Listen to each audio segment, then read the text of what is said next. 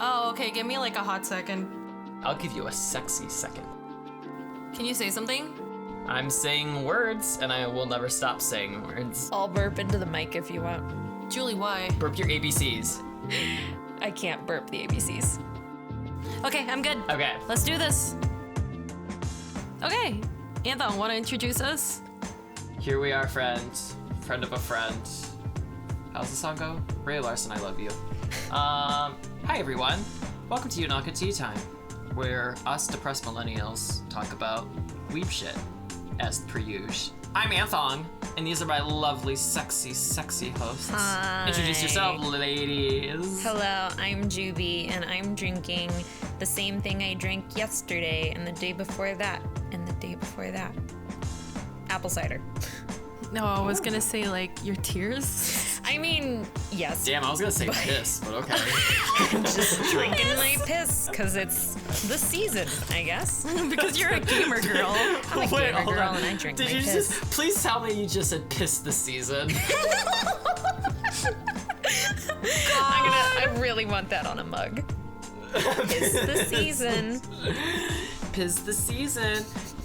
And then my other lovely, sexy co-host today. Hi. I'm hosting. Hi, I'm Rachie. I'm drinking. God, I don't even know what I'm drinking. I'm drinking jade green tea. Ooh. Yeah. Honestly, you guys, those introductions were very sexy of you. Do we want to keep talking like this the whole time then, Anthong? Only if I can. Only if I can. No ASMR. No I fucking hate ASMR. you.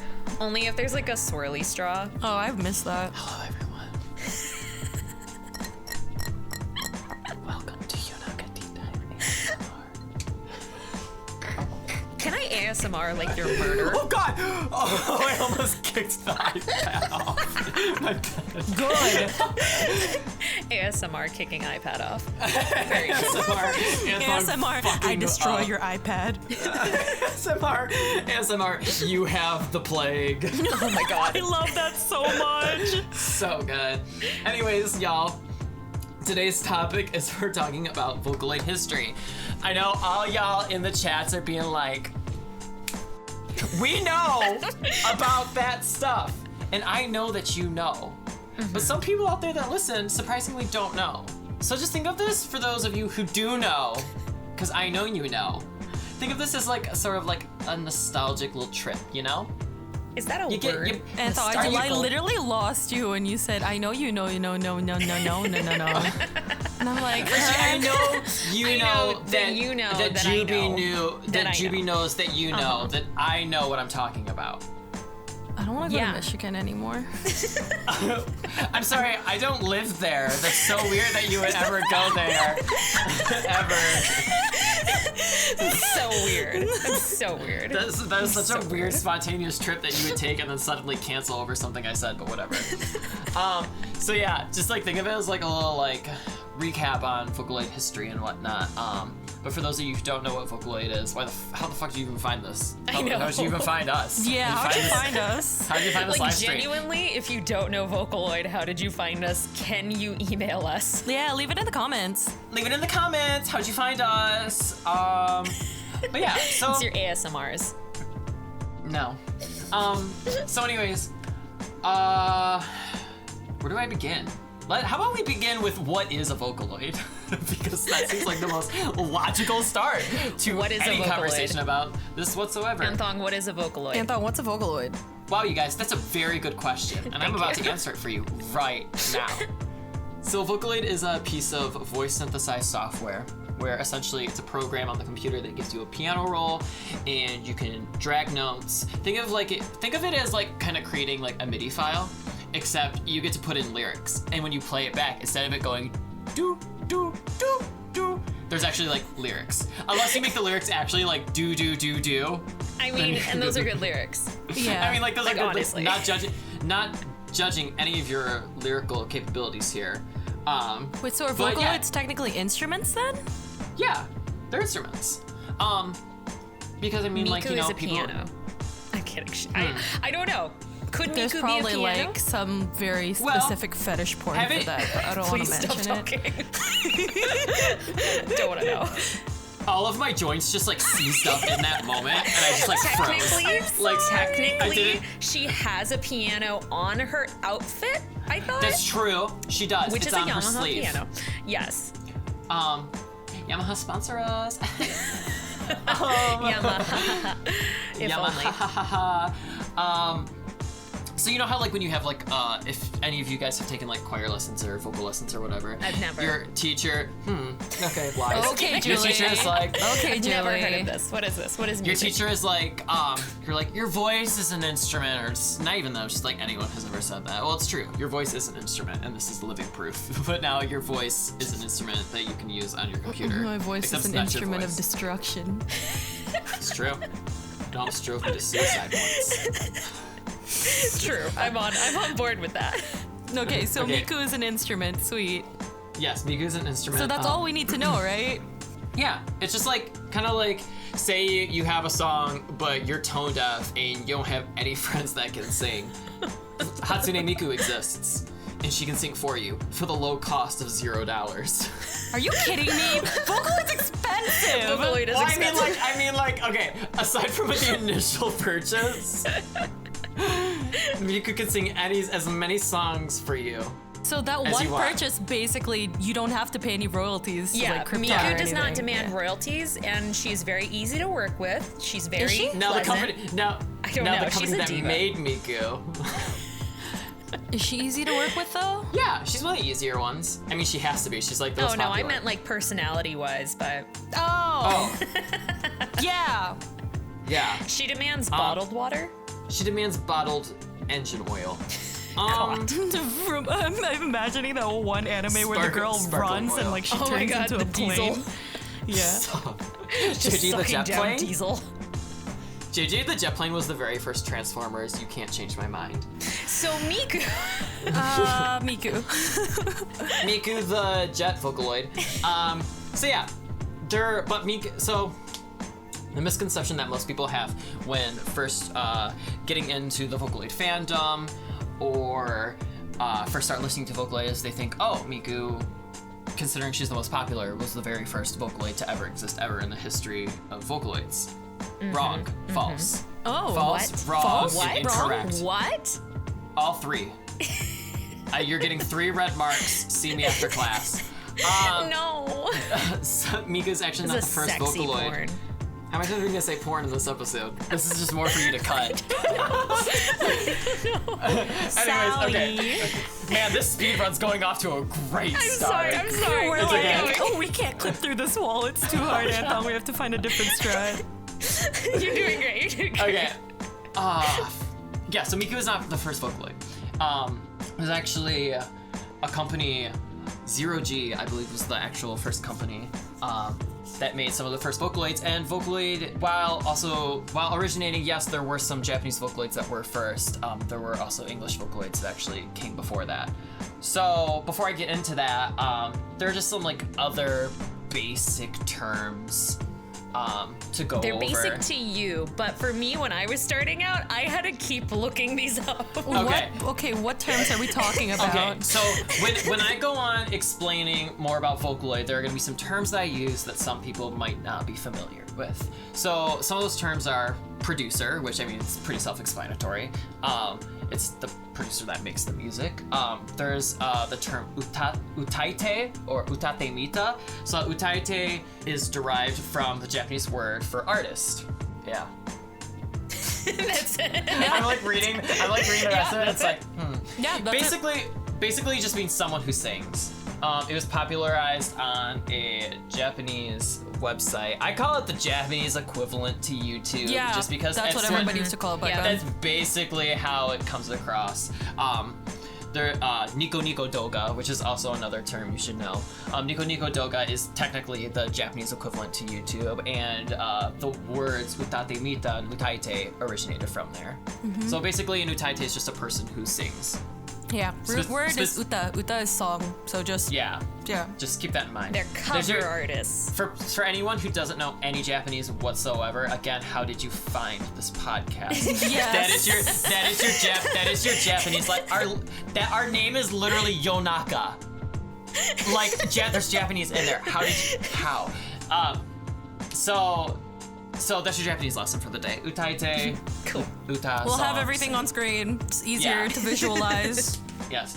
Okay. So utaite mita, VSQ, and UST. So for the Vocaloid program itself, the files that are associated with it are called VSQs. It's like a MIDI, but with lyrics built in. Yeah. Basically, that's only compatible with Vocaloid software. There's a difference though. And I'll get into this later, but there is a Vocaloid 1 software, Vocaloid 2, Vocaloid 3, 4, and it goes up to 5. So there are many versions that basically just progressed. But the early Vocaloids used VSQ, and from Vocaloid 3 onwards, they used VSQX. So, different file name. UST, same concept, but it's for a different program called Utau, which I will explain later. But just know, same concept as VSQ. Yeah, words are gonna be in the glossary in the description. Yeah. I'll compile it. You will be quizzed after the video. Oh no. The next term is Piapro. Rachie, explain this. So it's a file hosting company, I guess, file sharing company by the people who made Miku, Krypton. Yes, thank you. Yeah, and you can upload art and music and everything else. And actually, everything that's uploaded onto it is technically Creative Commons. It's under a Creative Commons license. I always thought that was actually like really smart of them to like have that embedded in there. So like when you download something, you agree to the terms and conditions. Yeah. Unlike Pixiv, because yeah. But yeah, really cool site. You should check it out. Yeah, really cool site, but it's mostly in Japanese, so it's a little hard. But that's where people usually upload their instrumentals. There we go. Yep. piapro.com. Oh, Or is it .jp? Didn't they make the new? It's .jp, but didn't Piapro start? First of all, it's .jp. Isn't there a Piapro Studio software? There is, and I will talk about that also probably. later. Because that's later down the line. And then the last term is MMD, which stands for Miku Miku Dance. It's also another program, but basically what it does is you import like a model, it's a 3D dance model. software. Yeah, and you just make them dance. You make them dance or do other things. Pop and lock. God, some people have made crazy things on oh yes, R18 sites. Why? Hello? Just letting you know. I mean, like, yes. It's okay, hot. porn exists. We're a family-friendly podcast. So many good ones. No, we're not. This will be in the bloopers. MMD used today for many Vocaloid music videos. People do an amazing job using the software to make all of the movements lifelike and fluid. I even saw a video where someone actually synced it up to their Xbox Connect to get the most fluid movement for a dance, and it was insane. That was so like they were years doing ago. motion capture? Yeah. Oh my god. It was crazy. Julie, we can now be VTubers. Oh my god. Rachie, if you ever just want to like quit everything and just do VTuber stuff and just make a team, I was considering like, I am it. There. Yes. I know, right? I'm Okay, like, that seems want to like make a where the team? money's gonna Hello, I'm here. I'm sorry. Do you hear someone? I don't really hear anything. Oh wow, guys, this is really weird. My Audacity just crashed. Guess we can't record today. No. Sometimes I can hear Anthong still. Bitch, I'm not dead. I'm here. Man, there he goes again. I miss the bitch. Wow. Okay, so moving forward, I'm going to not tell everyone every single Vocaloid and go into depth, because I may or may not have done that earlier and it took way too long, but I'm only going to go over... I learned things. I mean, like, yes. I fell asleep, I'm sorry. It's fine. Also, Go back yes, to sleep. you did. This is all a dream. So I'm only going to go over basically the ones that made like a significant impact in the world, or like were the first of something. So only Miku, right? Yeah, so the first Vocaloid ever was Hatsune Miku. Just totally No, ignore no, what I no, said previously. I'm kidding. Do not fill their heads with lies. Don't lie, come on. Lies or the gospel truth. God. So Disney, yeah. Disney, don't sue me. I'm sorry, I used your phrase. So the first Vocaloid ever to be released was Leon and Lola, and that was in January 15th of 2004. Their voice providers are unknown. So basically, when you're creating a Vocaloid, you have the software to actually make the to actually put the vocals down, but you also need a voice bank that goes with it. And there are several voice bank, hence as to why I'm listing a bunch of different Vocaloids, a bunch of different characters. So there's like a whole process where you like record note. Hello? Who is dragging their hook across the microphone? And can you stop? Rachie's like grating cheese. Like, sorry. I just like imagine like Rachie with the palm of her hand, like her chin in the palm of her hand, and she just has her hook hand, and it's like scraping against the mic, and she's doing it as she's just like listening to me. I'm so sorry. Okay. That wasn't on purpose for once. Sorry. You're good. That's actually really funny. Okay. So the process of recording a Vocaloid, I don't know to great detail how it's all done because I've never recorded a Vocaloid myself. But it has to do. I know it has to do a lot with recording, just like sounds of words and consonants and vowels. So yes, it's done in English. It's also done in Japanese. Like Japanese Vocaloids tend to sound a lot more like consistent and clear, and that's because with the Japanese language, a lot of the characters are just like, for example, like ka, ki, ku, ke, ko. While as for English, the fucking bastard language, there's a lot of. It really is though. We can talk about that. We can. English is our bastard language. Yeah, child. and there's also like a shit ton of different accents. Yeah, accents. Accents. Oh my accents. God. Accents. Can you imagine like accents. a Jersey sounding Vocaloid? I can't wait. I would Yamaha fucking buy sponsor that. us. Jersey. Daisy. Park the car. Joyzy. Park the car and have it, yeah. Wait, isn't that Boston? I don't know. I'm fusing them know, all okay. together. I'm a bunch. That's good enough. I'm the melting pot of accents. Can I do the fun facts because I thought it was really fun because I Sure. went through last night and Yes. like did the fun facts Okay. Yes. English language is like a lot harder to record because you have a lot of weird, different consonants mushed together to make a certain sound. So there's a lot more to record, and sometimes it doesn't always sound.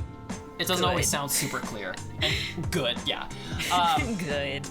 The company that made the Leon and Lola voice banks was ZeroG Limited. And ZeroG Limited has done a bunch of voice banks, as you'll come to find out. They're one of the major companies that produce a lot of these voices. They did Sonica, I think, and they did Dex and Dana. Yes. So Julie, you said you have some fun facts? All right. So some fun facts because I was ready. up at like 4 a.m. last night. So apparently the first Vocaloid album to ever like be like out there was a Russian album by Russian producers featuring Leon, and I literally don't know how to say this title. Mesto Pod Literally, how do you say that? Wait, hold on. Are you gonna put it in I was gonna have Google Siri. Translate? I was gonna have Siri, but then I was like, wait, I have to know how to say Siri it. can't do it. Siri, Yeah, say like- this. So technically, the first Vocaloid album was published by the Russians, which is super fun fact. I like and then that a also, lot. I Same. know, like I saw the album art, and I feel like it's Rachie's aesthetic. Where? The album art just literally like, just put it in. It's like, Okay. it looks like something out of Courage the Cowardly Dog. God, that's me. Oh my god, Juby and Rachie highlighted the phrase. You guys are like holding arms. Not even hands. Like Oh an arm. God, that's me. Oh fuck. What if? Yeah. Oh, the Look at album this art. fucking thing. That's amazing. Yeah. It's Return okay. the sled. Yes. This is the kind of stuff that comes out of Return my the nightmare. sled. Return the Anyway, sled. also Lola had the first Vocaloid song to actually be uploaded to Nico Nico Doga. That's So, like, crazy to know. The first, Shit. yeah, and it actually, if you listen to this song, it was a cover of a Toho song. Yeah. And like, it's okay. Is it good? Toho representing. No, it's good. So yeah, it's Otenba Koi Musume. Tomboyish girl in I'm love. trying to remember. It was that Taito song that was like Taito. No, I know what you're talking. Kasane Territory. Yeah, That's Kasane Territory. it. So it referenced that, and I was like, oh my fucking Remix god! of the BGM from Toho, the embodiment of the Scarlet Devil. This is one of the oldest known non-demo Vocaloid songs using a retail version of the software. Wild shit. And it still exists on Nico Nico Doga That's to this crazy. day. That's so So good. if you ever want to pay a homage, A homage. just go to A homage. A homage. homage. I know. A homage. A homage. If you ever want Bless to you. pay a homage. Fuck you, Rachie. Anyway, it's really funny. That's cool. That's cool to know. Back to you, Anthong. That's really cool. Back to you, Anthong. Okay, so the second Vocaloid, or third? Leon and Lola I'm counting as one. Technically, Yeah. So the next one is Miriam, also a English Vocaloid. She was released July 1st of 2004, so a good 7 months after the first two. The voice. Whoa, math. That's like some math right there. basic math that I watched. What? Did it Is wrong. it 2004 to 2004? Shit. Yeah. January to July. Oh January to god, July. that's like Yeah. 7 months. That's almost Were you a rubbing baby. your hook against the microphone again? No, That is what I sorry, just no, said. sorry. No. It hit my headphones. No. Saying her hoof. No, girl, there was no sound. I'm just saying you weren't paying attention. I just said it was 7 months. I was just. Oh my god. Okay, sorry. Okay. So Miriam's voice provider was Miriam Stockley. Yeah, she exists like a She human. exists. She's a human. Look her up. Yellow Pages. She's probably dead. Is she dead? She's not dead. Oh, she's living. Yeah, she's alive, I think. Living her life. Look at the fun fact. Stop. Okay, first This of is all, all I'm living for. So the company was also ZeroG. And Julie, please read the fun fact. Okay, the fun fact that I looked up last night because I was like Wikipediaing. Anyway, Is that a verb? Googling. So apparently, Miriam Stockley contributed to the Lord of the Rings soundtrack. That's In so what cool. way? It just said that she like contributed like music to it because like she's a like singer and artist, Voice and I was provider, like, what apparently. the fuck is this? That's so cool. That's amazing. I love that for her. I love it for her. So after that, we have the first Japanese Vocaloid. No, it's not Hatsune Miku. It's Hatsune Mako. Is that a ship? My favorite thing ever is like people. How I remember Vocaloid being like way back in the day is people would be like, oh my god, Hatsune Miku was the first Vocaloid. And then people go, no, the first Vocaloid was Mako and Kaito.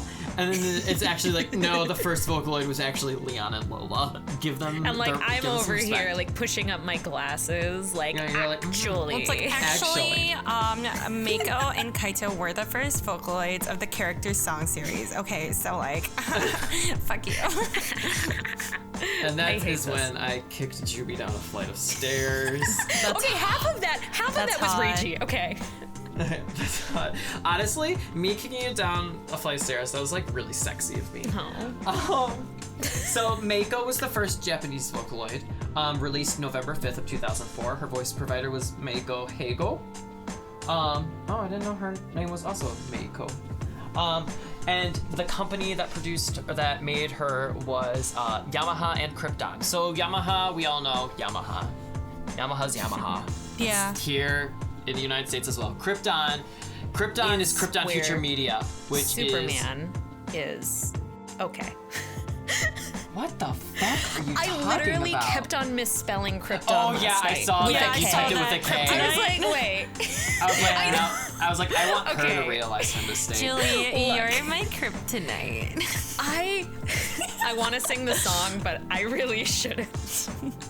It's a bad song. So Krypton Future Media, not Krypton LLC. And not the home world of The upholstery Superman. place. Hold on. So Krypton Eutrophinia. Feet? Feet? Oh, you got toes? Me sucking on your toes. Julie, never say that ever again. Yeah. I'm gonna call Sentai and be like, listen, fire this bitch. Anyways, oh, by the way, you guys, quick side note, stop sending feet pics. It was a joke. People actually send you feet pics? It was a joke. Anthong.sendyourtoefeet@gmail.com. It was a joke, y'all.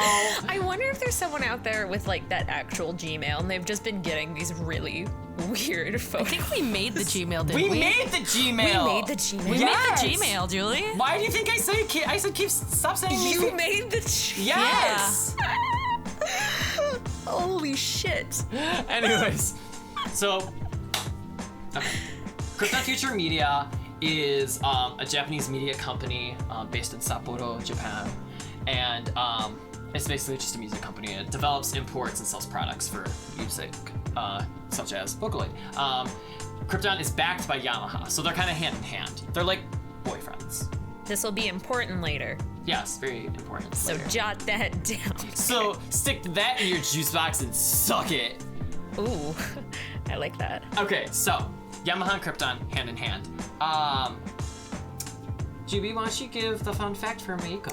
So the fun fact is that she actually sold super well as compared to the other Vocaloids, mostly because this was like Japan and they had like an anime character on the box, which I didn't include in the fun facts, but apparently like on Mako and Kaito's boxes, like they just put kind of anime characters, like they had nothing to do with like the voice. They were just like, here's some anime, and apparently sold 3 times more than they expected.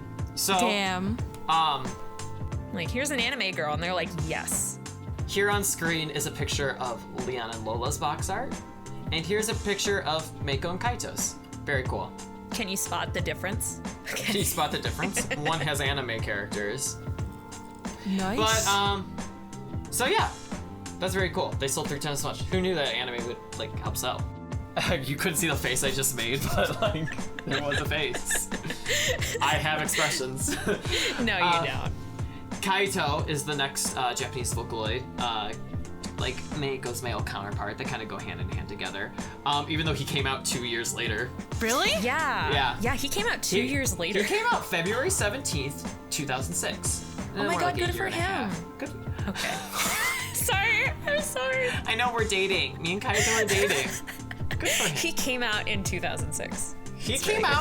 Kaito came out in 2006, and I'm so proud of him, and that's why we're engaged. Shut the fuck up. You're invited. You're so sexy, don't kill yourself. Sorry, we should go on. Yes, we're a half hour, 40 minutes in. Okay. Kaito came out February 17th, 2006, like a year and a half after Mako.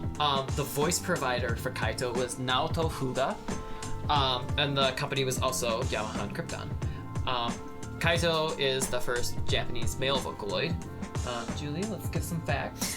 Okay, so what the funniest part is, so they put those anime characters on the boxes, and so Mako sold 3 times more than they expected.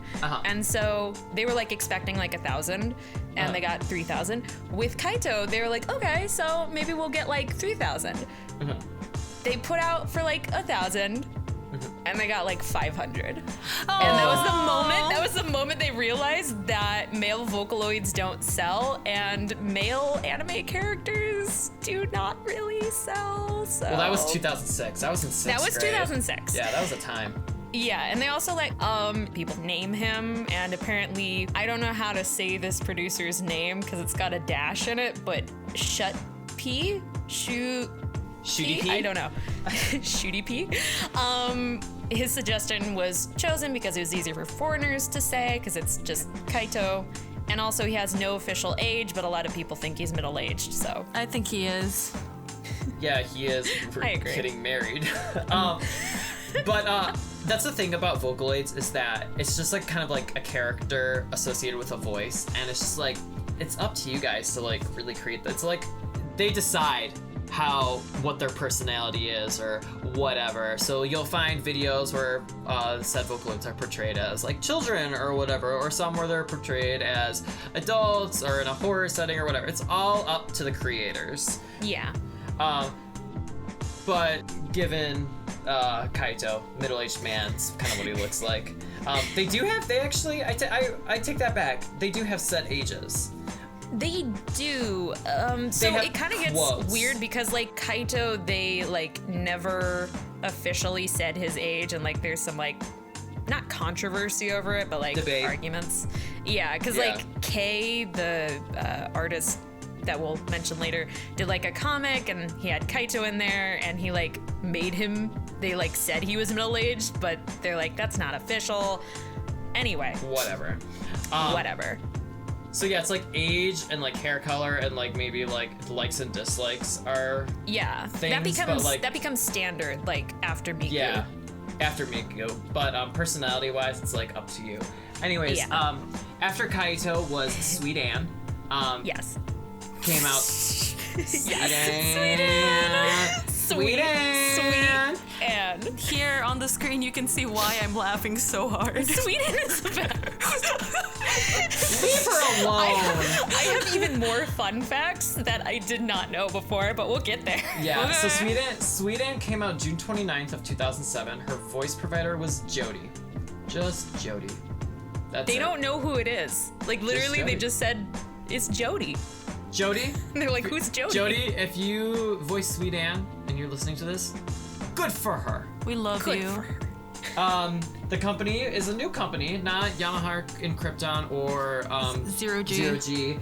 This company is Power FX. Oh. Juby, I'll let you take it away with the fun facts. Okay, the best part about Sweet Anne is, as you can tell, her appearance.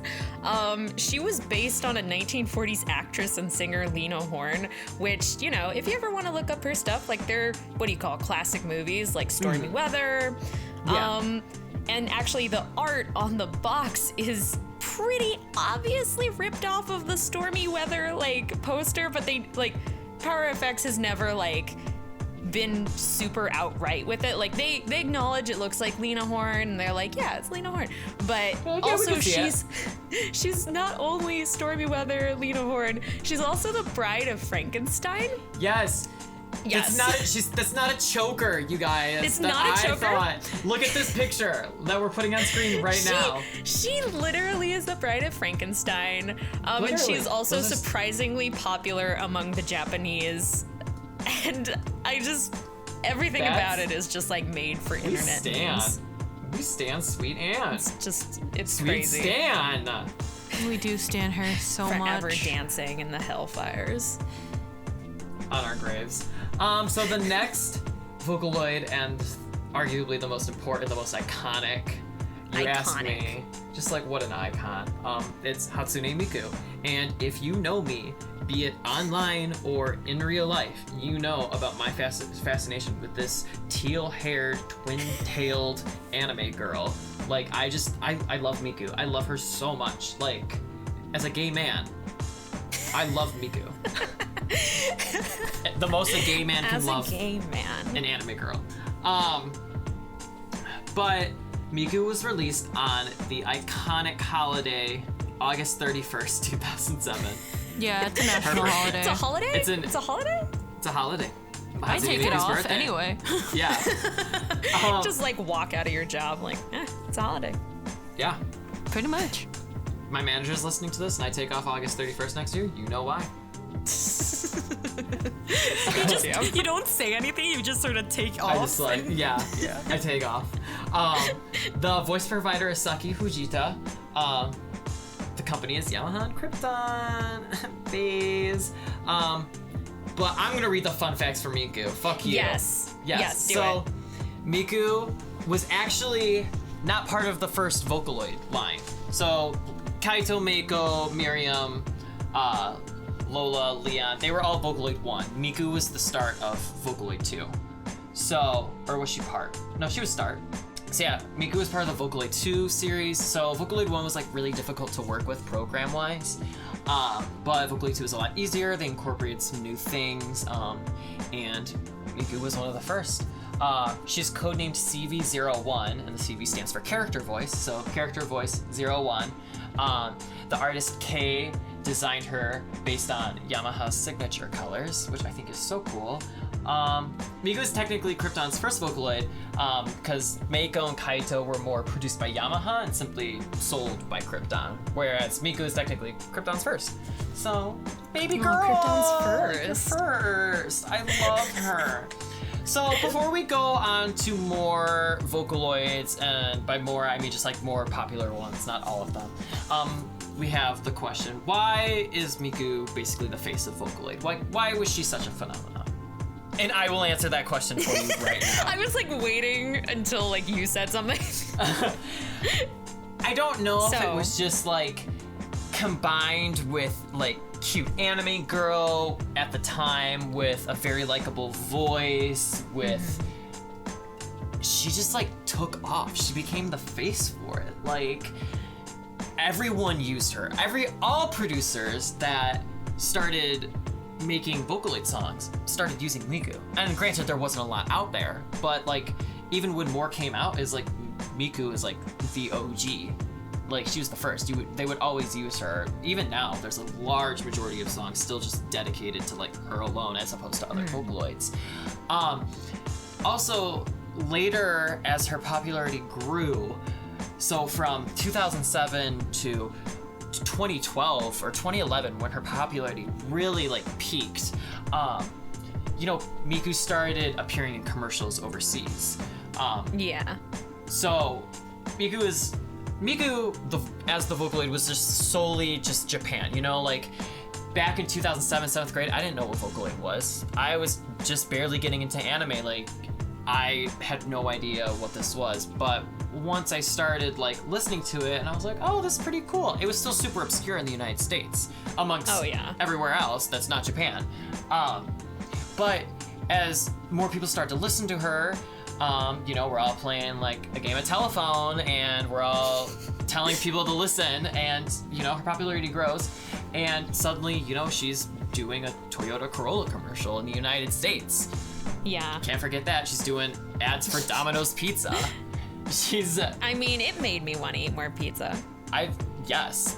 Hard sell right there. They should have kept it going. Keep it going, Miku making pizza. Like, okay, Miku, God. The whole Domino's Pizza Miku thing was like so long ago. If they did it again today, just because it happened once, and like, I know. it was just like, it would be so much more popular now. Like, it would just be amazing. But Miku eventually got to the point where Lady Gaga tweeted about Miku, and Miku ended up opening for Lady Gaga during her Art Pop tour. Yeah, so and not to mention the, remember Letterman?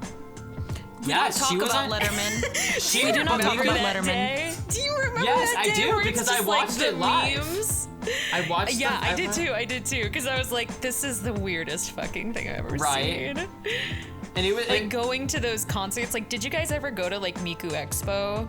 No. Like I went to 2 different ones, and like it was just so funny because you could see the people that like knew Vocaloid, and then like there was this family that seemed like so utterly lost. They were like, what's going on? They had just left their Amish household. They don't know what a cell phone is, let alone a Hatsune Miku. But like, shout out to them for like, for taking their daughter, who had betrayed all Amish laws, to this technology concert. So can I give like a little analytical insight? I don't know. Yeah, go for it. So from what I can gather, based upon like the numbers that I looked at last night, like even before like Miku was being used as like, software, like her pre-orders sold out, which is like kind of crazy because they also didn't do much like marketing for her. They did like one magazine spot, but like that was it. And so I think really what happened was like they saw kind of it with Mako, where it was like, anime girl, kind of futuristic software technology. They were still like kind of advertising towards like professional like software engineer, or not software engineers, audio engineers and stuff like that. But with Miku, it seems like they were kind of going towards, like, they were leaning towards, like, the otaku, you know? Yeah. Like, they gave, like, her hobbies, they gave, like, you know, a personality kind of to her. They gave, you know, an age, like a solid age for her. Yeah. Like, they really were, like, definitely leaning towards the average person, you know? Hence why it's codenamed CV01, character voice. The character voice, yeah. And I think really even just, like, from that standpoint, like, they already saw this as, like, success with Mako, and, like, they kind of figured, like, after Kaito, they're like, okay, so obviously they want girls.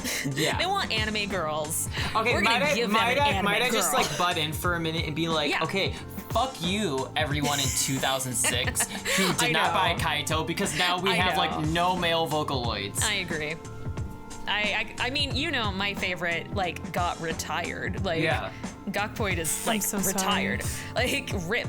But, like, yeah, this is just kind of, like, that was the market for the time. And I think because they moved away from, like, going towards, like, professionals, they really found a lot of success in Miku. And then, you know, really quickly, she became popular among otakus. And then the whole internet meme of Yevon Polka, you know, like, which the original video of that cover is still on Nico Nico Doga. Like, all of these videos are still on NND, and it's crazy. Well, yeah, we'll sing it ourselves. Okay, harmonize. Ready? 1, Oh my god, no. I'm literally about to pass out. You better not do this. Rachie, you take the high. Okay. I feel high. But, like, yeah, after the whole, like, otaku thing and then the internet meme, like, people started to, like, you know, see, like, hey, this is pretty cool. And then also the ease of her use was, like, a lot better. Like, people could actually It was Vocaloid too, so it was a lot easier. Yeah. So I think it was, like, just definitely great timing. It was, like, and I think Yamaha kind of, like, well, really Krypton kind of figured this out, and they were like, fuck yeah, let's put this twin-tailed, you know, girl on this box and let's go, man. And it worked. I mean, it worked. And here we are. Here we are today. She's taken over the world. We work in her slave camps. We do. You know. Earth. So the Earth is over. Earth. It's the year the of slave Miku. Camp is Earth. We live. Hatsune Miku brought us into this world. She could take us out. World is Mine was not a song, but it was a statement. It was a declaration. It's a declaration of war. You know. Okay. Notice how the song is "World is Mine," period, not "World is Mine?" question mark. World is mine? She knows the world is hers. She knew. So, I think she knew. Moving on. We're gonna do some more of the popular Vocaloids. Not go super into depth, but just like what kind of impact they made. So after there Miku, are other Vocaloids? Yes, there are. What? After Miku, there were more. Who the fuck are these Vocaloids? Probably the second most popular Vocaloids. I think. Maybe third. Anyways, you can fight about it in the comments with me later. I will win. Rin and Len. So Kagamine, Rin and Len. They were released on December 27th, 2007, and their voice provider was one person, Asami. Oh my gosh. Asami. Yeah, sorry, I'm like sitting back from my monitor, and the I is weirdly bolded in this Google Doc for me. So I'm like, what is that? Yeah, Asami Shimoda. The company was Krypton and Yamaha yet again. The cool thing about Rin and Len is it was a boy and girl voice bank.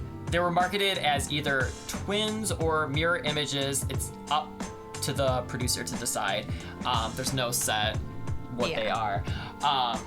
But it was really cool because you kind of got two voice banks for the price of one. You got a female voice bank and then you got her male counterpart. And they sounded similar but different because they're twins. Yeah. Or mirror images.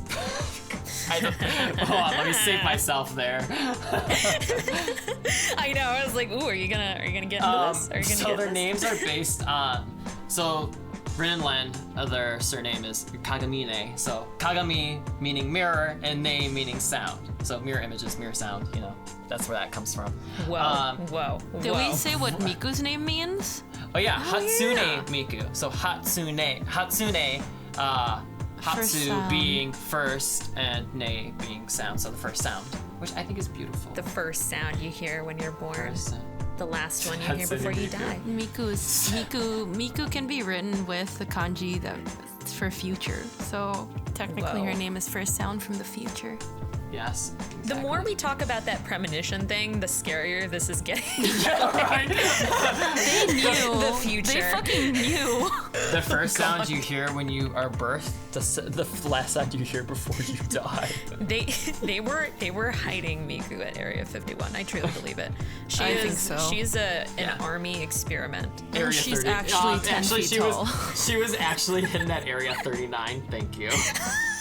So another cool thing, the way that Miku is written, Miku looks a lot like the characters for San and Q. So Miku. Okay, I'm done. Miku, thank you, San Q 39. San Q. I know. They were Wait. just like. They were just like, we're gonna do play on words for this bitch, and she's gonna sell so well. Just watch, and she fucking did. What a bitch. Truly. Truly, she's the baddest bitch of our generation. She stepped on all of Watch our out, throats. boomers.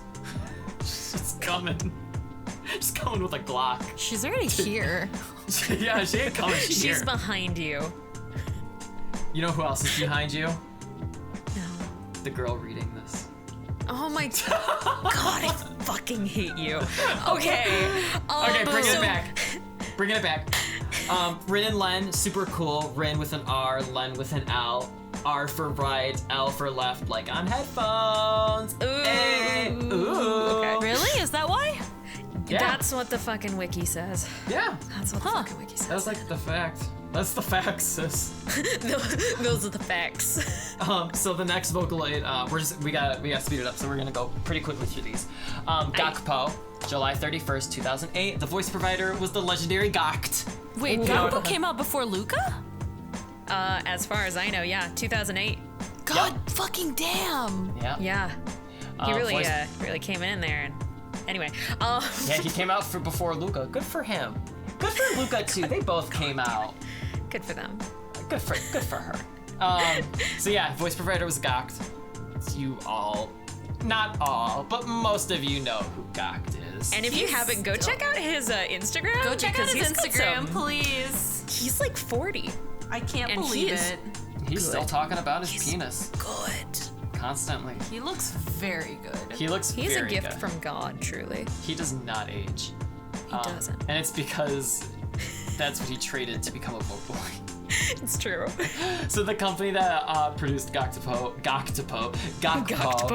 was Internet Co., another big company that you'll see a lot of Vocaloids from. Fun facts for Jacopo was, what a drama queen. I know. The release for Jacopo was delayed because CONATCT would re-record his lines that he felt weren't good enough. Which I mean, like, same perfectionist right here. If I was asked to be a Vocaloid, sign me up. He's like, no. Let me redo it. This is gonna be Let me perfect. do it. It's really funny because the next little factoid here is that he's so difficult to I use. know. I feel Everyone so sad to is hear so, that. Jacopo has such a good and unique, deep voice, but oh my god, his voice make is so muffled and just like bad. It's hard, man. It's hard. Like men in general. Like, as you've noticed, like, I feel like part of it is not just that they don't sell well, is that they're hard to use. Ugh, I need Yeah, to buy. Kaito's a bitch to use, isn't he? Yeah. Right? He was. He was. His V1 version 1 was I was gonna say I really wish I had Len here so I could do something like make Len say not all men are hard to use Vocaloid. Stop. And then Jacopo retired on March 31st of 2016. You know what? He deserves it. He deserves that a rest. break. Yeah. He'll come back. I Maybe. believe in it. The next Vocaloid is Luca. Megurine Luca, which derives from Meguri and Ne, which means like Meguri is like going around. going around like spinning. Oh, is that Going why that around one sound. song? Yeah, that's why Double Lariat is Oh my spinning. god, Yeah. dumbass. I don't know Michiel what. also referenced Double Lariat in his new song. Yeah, and it's amazing. It's so good. Even with like original like facial there's a expression, thing the there. wrestling. His hair move, yeah. yeah. Yeah. Good. Good. So Luca's voice provider was Yu Asakawa. Company was also Yamaha and Krypton. So while Kakamine, Rin, and Len were CV02, Luca would become CV03. Her design incorporates woodwind and brass instruments. Her name is based on the concept of a traveling sound. Oh, okay. Traveling sound. There it is. Okay, so this next part. So I with looked this up. I had no idea what this was. I don't know if I still do this, but with each Vocaloid, in the past at least, there was an item associated with each character. So with Miku, it was leeks, or Negi. So when you see the Yeban Polka, or the, what was it called on YouTube? Video? The spinning leek or anime girl. God damn it. Well, no, what was The the anime video? girl? The spinning leek. Was it called Yeah, the spinning leek spin. Yeah, the leek spin. Okay, that's what Yeah. it's called. Leek spin. So Miku's character item is the leek. She's often seen with it in many of the videos that she's in. Rin and Len. So for Rin, it was oranges, and for Len, it was bananas. Because Rin is orange and Len is yellow, as depicted color-wise. Luca. So there was an item war. I know, So I need crazy, right? need to also preface this with the fact that these items are pretty much assigned by the community. Like they're not they're not they don't come with like, official. hey, this is her item, you know. Like so people were fighting over this stuff. So like with Mako it was sake, and for Kaito it was ice cream. Yeah. For Luca, so there was a character octopus named Taco Luca. So Taco Octopus, whatever. Not like the taco, like not like a taco, taco. like Taco Bell. like not Taco Bell, but like taco as an octopus. Yeah, Taco is an octopus. So Octopus Luca, the real fourth meal. So What does that mean? So wait, hold on. We're deriving from subject Te here. quiero, Side Taco note. Luca. So Taco Bell's original slogan, and it just stopped. Like I guess the licensing on the slogan just like ended recently. But Taco Bell's slogan for the longest time was fourth meal. That's what they would call it. It was Taco Bell was the fourth meal. Why do you know this? Yeah. Why do you know this? Because he loves Taco Bell. I love Taco Bell. God. Okay, I have to tell you, my mom when she was pregnant with me, all she ate was Taco Bell. Oh, all my mom ate was Japanese food. That's why I love it so much. Exactly, but that's also why you have an immunity to it. Like you can't get sick from Japanese food. I can't get sick from Taco Bell. I can't. Yeah, it's true. I don't know what to say. My mom ate tuna, and I hate tuna. Which actually comes back to this. Okay. I think your mom actually ate a lot of happiness, and now you're just immune to happiness, and you can't feel it anymore. Yeah, I was gonna say, like, what medication was she on, and why are you immune to everything? I don't know. She was on kryptonite. Wow. Okay, we're moving on. Coming back. So there's Taco Luca. The character was portrayed as an octopus, so they're like, oh, octopus should be Luca's character item. But it eventually became tuna, and the reasoning is because in Japanese tuna is maguro, and maguro is very similar sounding to meguri, ne? So it's tuna now. Suffer. I still like Taco Luca better. Yeah. But Taco Luca is cute. When I first told Juby this, she was like, "It's not octopus." I was like, "No, it's tuna." which And is then she did- bullshit. yeah. I had to look this up because of that. I was like, No. okay, this is bullshit. See, why I don't think it's bullshit is I'm glad it's tuna because I think like Taco Luca's her own thing. Like Shite Yanyo. Oh, okay. Shite Yanyo is my favorite version of She's the Miku. best. Yes. And then Larval Rin, that's what Rin's was. Oh God! What No. the fuck? Yeah. How about Dead Len? Len's just a God, corpse on the stop. floor, just dead. So the next Vocaloid Nice. here is Goomy. Her real product name is Megapoid, but everyone shortens it to Goomy. The date that she was released was June 26, 2009, and her voice provider was the legendary Megumi Nakajima. Shout out to my girl. Shout out to that Shout girl. out to Fromo. Shout out to Kira. Shout out to Ranka. Ranka. Exactly. Na, na, da, da, please don't copyright the song. Na, What about my star? Oh my God, y'all. So the company was Internet Co. I'll hand the facts back to you. I just want to do the Kryptons. You can do the rest, Juby. Oh, okay. So Goomy was Megumi Nakajima's childhood nickname. Oh, so I actually they were didn't like, know that. That's really cute. it's really cute. I was like, oh, this is like really her. And so people, there's no confirmation of this, but people believe the design of Goomy is based on Ranka from Macross Frontier, which was Megumi Nakajima's like debut role. And wasn't it her also breakout role too. It was her wasn't it breakout- also they like literally- one of Gumi's like demo songs? It The Seikan Hiko or Hiko. I don't know Yeah, that. I know I Be think Mine so. was. Be Mine was. Be Mine was. So also, this is just a random fact because I'm such a big fan of Macross Frontier. Is that with Macross Frontier, they actually went around and held auditions for like literally anyone. And that was Megumi Nakajima's like thing. She was chosen from that, and after That's that so she became a cool. Vocaloid. That's so And I was cool. like, she is an idol girl right there. She is. She And is. she She also really is. like she has the most voice banks released. Like Goomy does More not. than- That's because Goomy is so good. I know, Literally. like, Goomy English and shit. Like Goomy English, even before Goomy English. So Mm-hmm. I think English Vocaloids came out of V3, and Yeah, during the V2 probably. era, people used Goomy because she had the best English Yeah. she did. accent. Because Miku, And you man, said she- Miku's like, she's Miku's part- English she's was part not that good. Filipino. like Filipino. Yeah, yeah. She's got good English. So there is also like a war. There has been a war in the Vocaloid fan for the longest time. It's like who's better, Miku or Goomy? Like, All I see is like they're shipping. So I mean, like true. Goomy and Miku together. I'm like, you know what? Don't Why make do war why do make you think love. their ship name is called Goomiku? Fits together. Stop. God. Stop. I'm not wrong. So the next Vocaloid on the list is Ia, and yes, it is Ia. It's not IA. I know.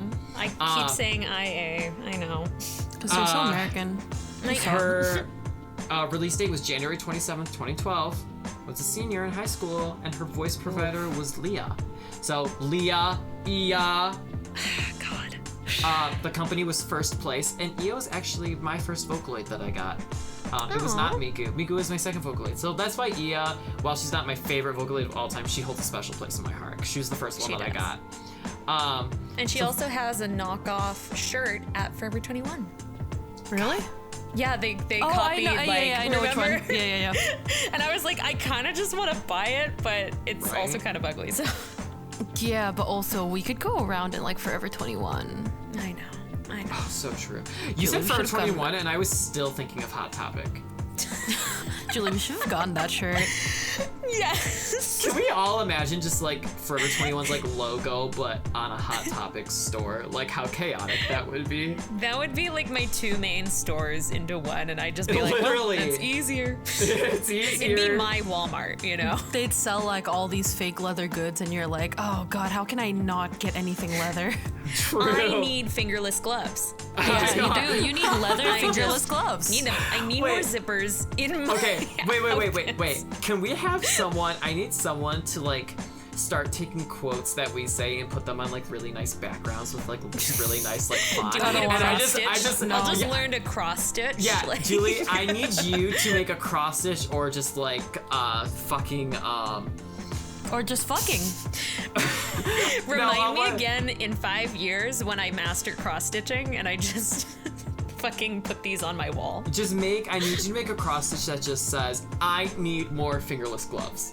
Like, that's all I need. That's all I need more fingerless I gloves. won't buy them. I'll stitch the thing. That's fun. A period in between each word because you really The put a clap pause. emoji. Yeah, the clap emoji. I need more fingerless gloves. I'm Ash Ketchum at heart. So What? moving on. So some fun facts about Ia. Her the series that she was a part of was the Aria on the Planets project. Or project that she was a part of. Whatever. Yeah, people for some reason some people thought in the beginning her name was Aria. No, it's just And Because they she's kept not getting Krypton? confused. She's not. She's first place. nope. She's first place. She's also on a race car. Yeah. Yeah, she is. I know, it's pretty cool. Love it. Ia is taken from the voice provider's name, Leah, and Leah sang the Angel Beats opening, which is why now I can confirm this. One of Ia's demo songs was the Angel Beats opening. Okay. I see. My soul, your beats. So those are like just like some of the popular Vocaloids. Some other significant Vocaloids, which we won't go too much into. In 2010, there was Lily, who's from.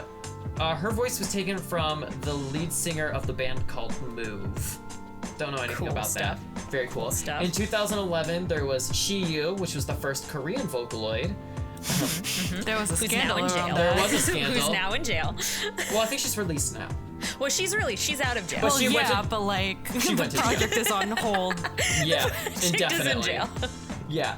VY1 and VY2 are two Vocaloids that were released, and they were significant because they were released without character art, and they were made so you could use their voice banks in any tone that you wanted, so they could be masculine or feminine. They did not have an age or gender, which I think is like super funny because that's how it started off. It was like no age, no, well, gender, yeah. But it was like no age, no whatever, and now it's like, and then it was like, oh, but now here are these characters. But let's like go back to that now that we know what we're doing. I know. So- They were like, let's just see how this goes. So VY1 and VY2, even though they don't have character art with associated with them, there is like a collective like fan. Yeah. We They all have pink have, hair. Yeah. And then after that is Yuzuki Yukari, which is an amazing Vocaloid. Amazing rap Vocaloid. Yeah, she's really, really good. 2012, first Chinese Vocaloid. Rachie, if you would please. Luo Tianyi. Yes. There we That was go. so much better than I could have ever tried. Exactly. Yeah. Are you gonna put Galago on here? No, I didn't know. It doesn't matter. Well, I just think it was the funny point that. is, okay, the point is there's like a, even though we only, most people only know the Kryptonoids, Yeah. there's like so many other Vocaloids so many, after that. There's so many. The only reason I wanted Galago include is because there was a contest held to like. There was a get her dance whatever. contest too. Dance Wait, it was a dance contest? There was a And dance we contest. weren't invited.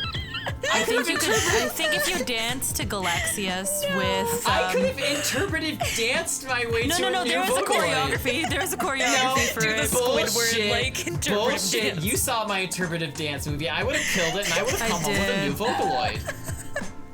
God damn it. Aside from that, there was Mayu. She was the first Vocaloid released by the record label Exit Tunes, which produces so much Vocaloid and Utaite content, amongst other things. She is a yandere Vocaloid. And if you don't know what a yandere is, think of it as a personality where it's like soft and sweet outside, but actually really psychotic and crazy on the inside. Literally like a murderer. Yeah, Literally like, a murderer. It's literally a serial killer. That's why.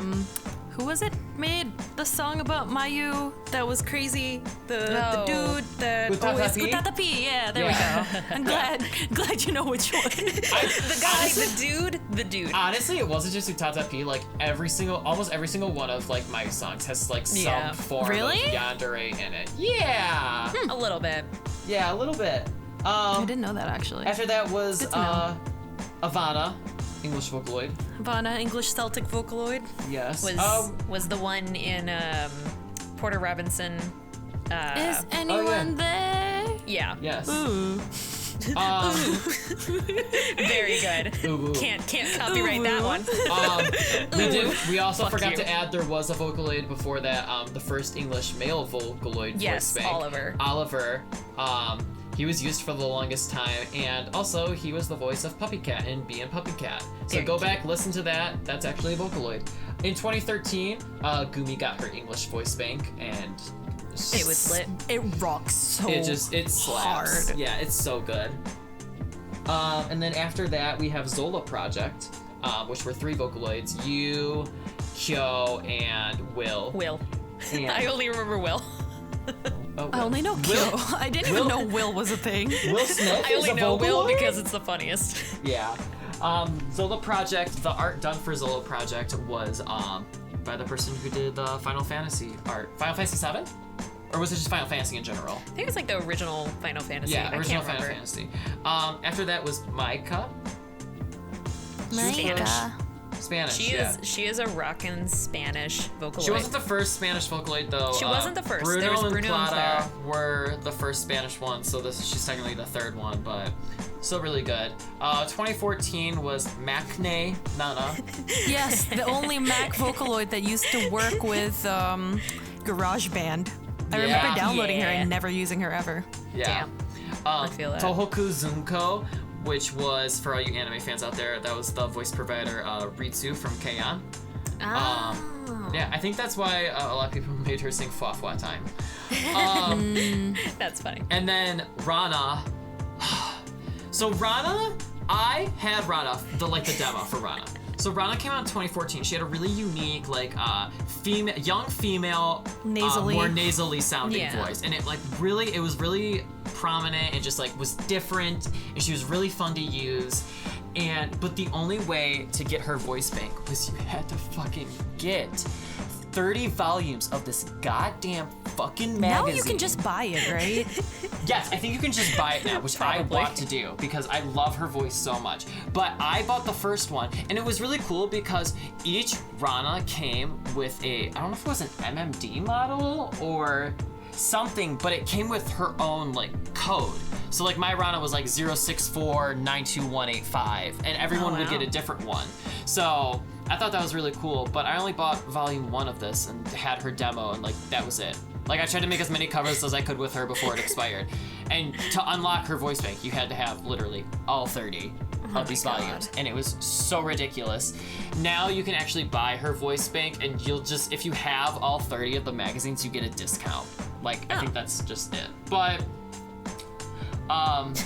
You gotta really work for fuck that. You really That's do. interesting because, But I don't think Sheikah was fairly popular, and I don't think... I thought she was too for the time. And I don't think the people who made her, realized that. So, when they realized the high demand for her, plus the barricade to get her, that's when later down the line, when her V4 her Vocaloid 4 release, that's when they were okay, you can buy her. But if you do have the original stuff, you can get her for a discount.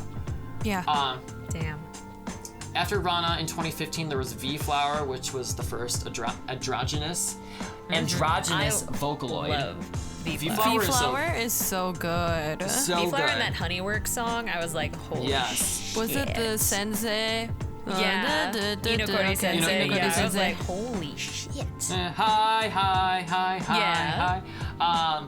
After V-Flower in 2015, again, we're just glazing over. Yeah. Glazed donut.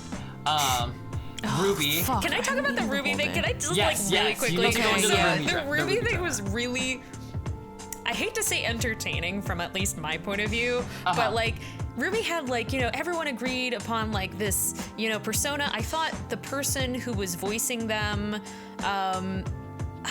I don't remember if they were the ones that was this is what she's gonna look like, and she was kind of a mixed skin, really cute character. I was like, this is exactly what everyone wants, especially in the English community. This is gonna be great, and she sounds good. And they did this reveal at Anime Expo, I guess it was in 2015, where the voice provider was there, and they had this new promotional art, what they said was going to be the official art, and it was completely whitewashed.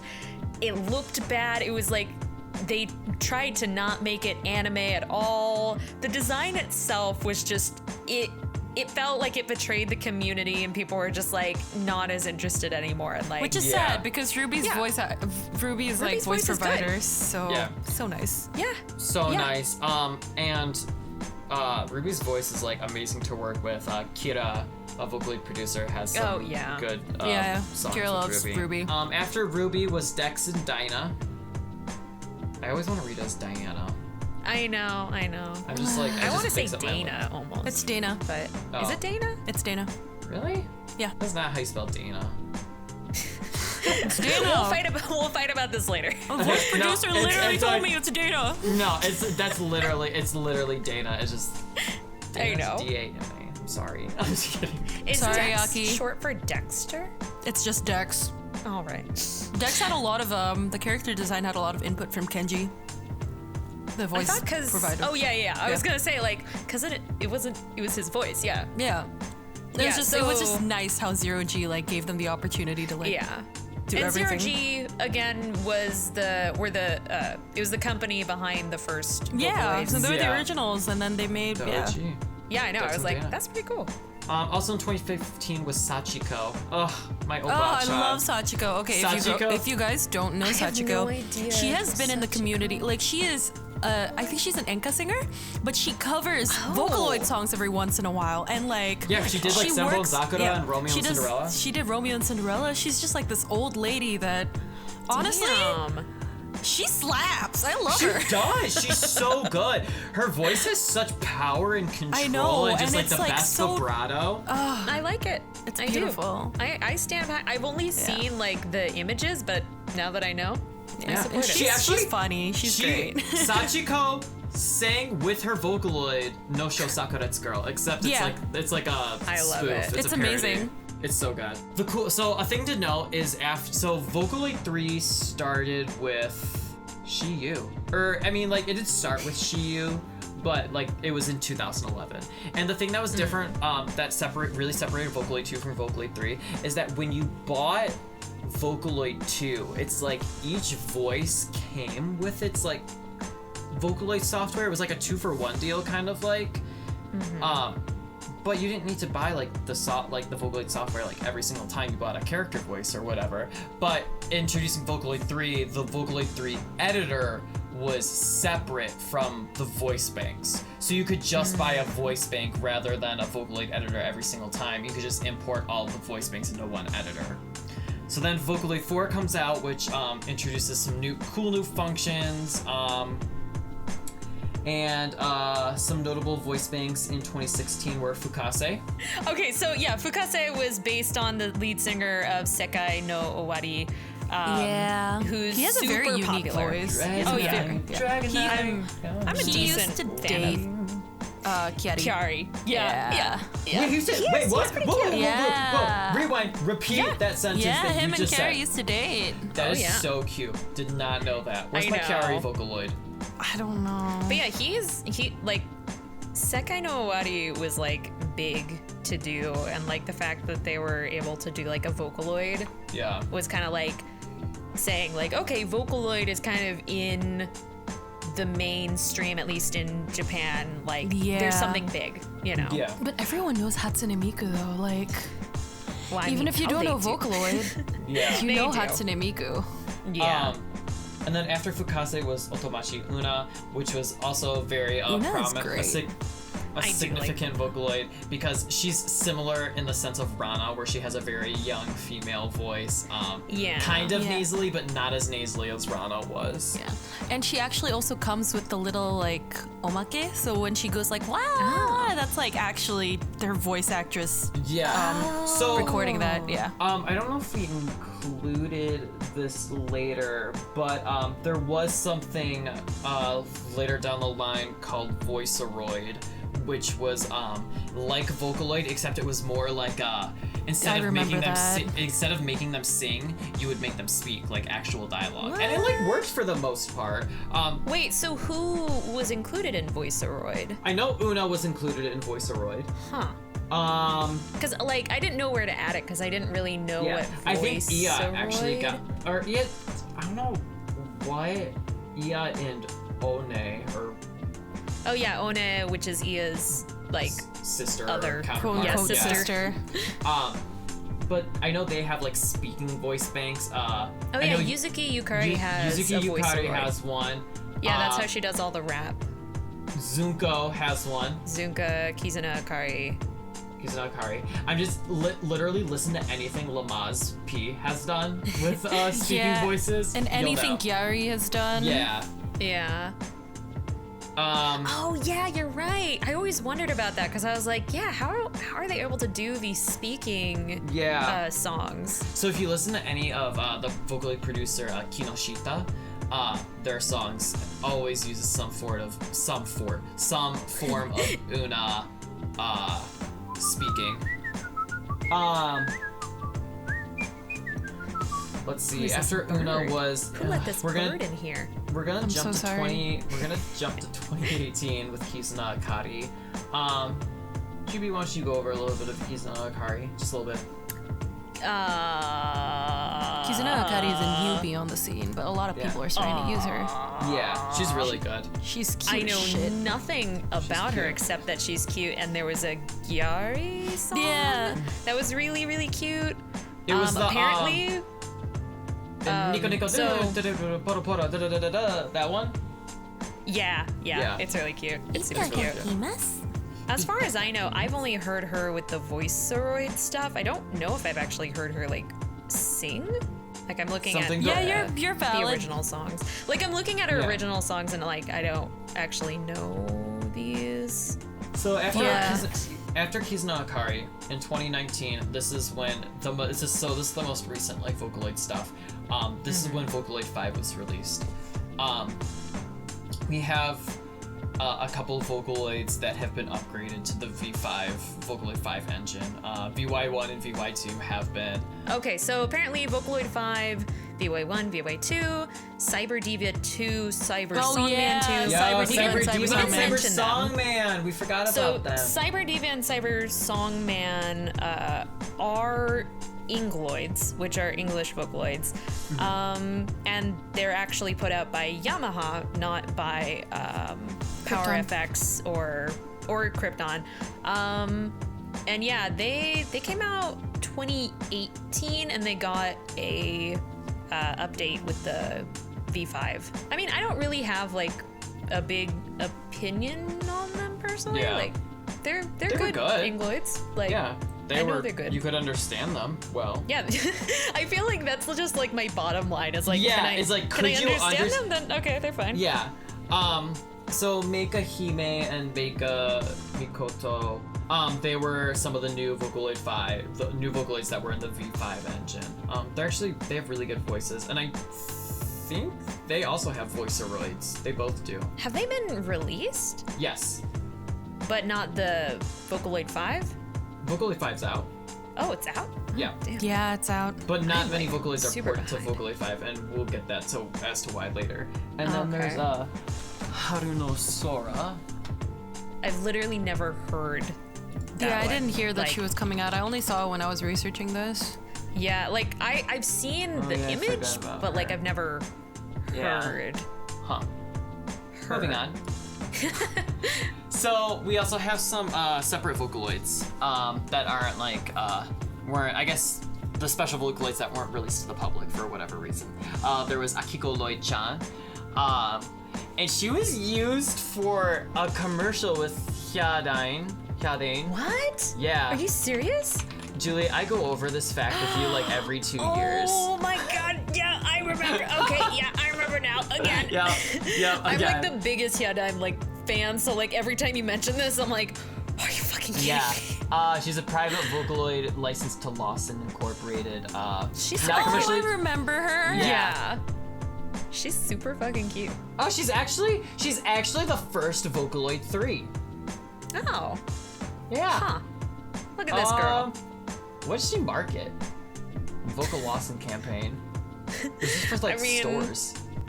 And can you explain to everyone like what Lawson is? It's a Japanese convenience store like 7-Eleven. Yeah. So like she's the 7-Eleven Vocaloid. She. God, the fucking I mean, video. like The convenience video? stores in Japan are pretty magical, I though. know. They are pretty good. They're so good. She's- So oh my God. she's like, Imagine like a Walmart Vocaloid. she's So- like discount Walmart. So hold on, let me just like say this. So Miku has like hundreds of thousands of songs and covers out there. Akiko Lloyd-chan is featured in 18 songs, 4 albums, and 1 event. That's hot. That is so. Damn. Like, have you ever heard of anything sexier?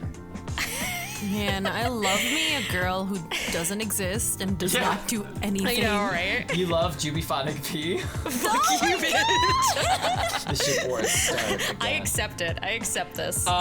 Then there was Ueki Lloyd, which was actually a voice bank based off of the singer. What was his full name? Oh my god, what the fuck? Wait, did I look up the right? What the fuck? So it's based off Look of the at it. famous Japanese comedian, actor, and singer named Hitoshi Ueki, who died in 2007, but his voice will live on forever. Hold up. Y'all, stop. Hold the phones. Alert the presses. I just clicked on a link that on the for real? Vocaloid wiki, and it took me to the fucking Wall Street Journal. And it says, What? it's an article. Yamaha creates new song with voice of deceased musician. Oh, fuck. The Wall Street Journal fucking...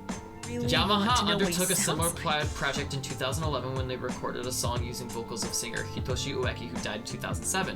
But for that song, they relied partly on Mr. Ueki's relative to provide vocal samples. Oh, wow. That's crazy.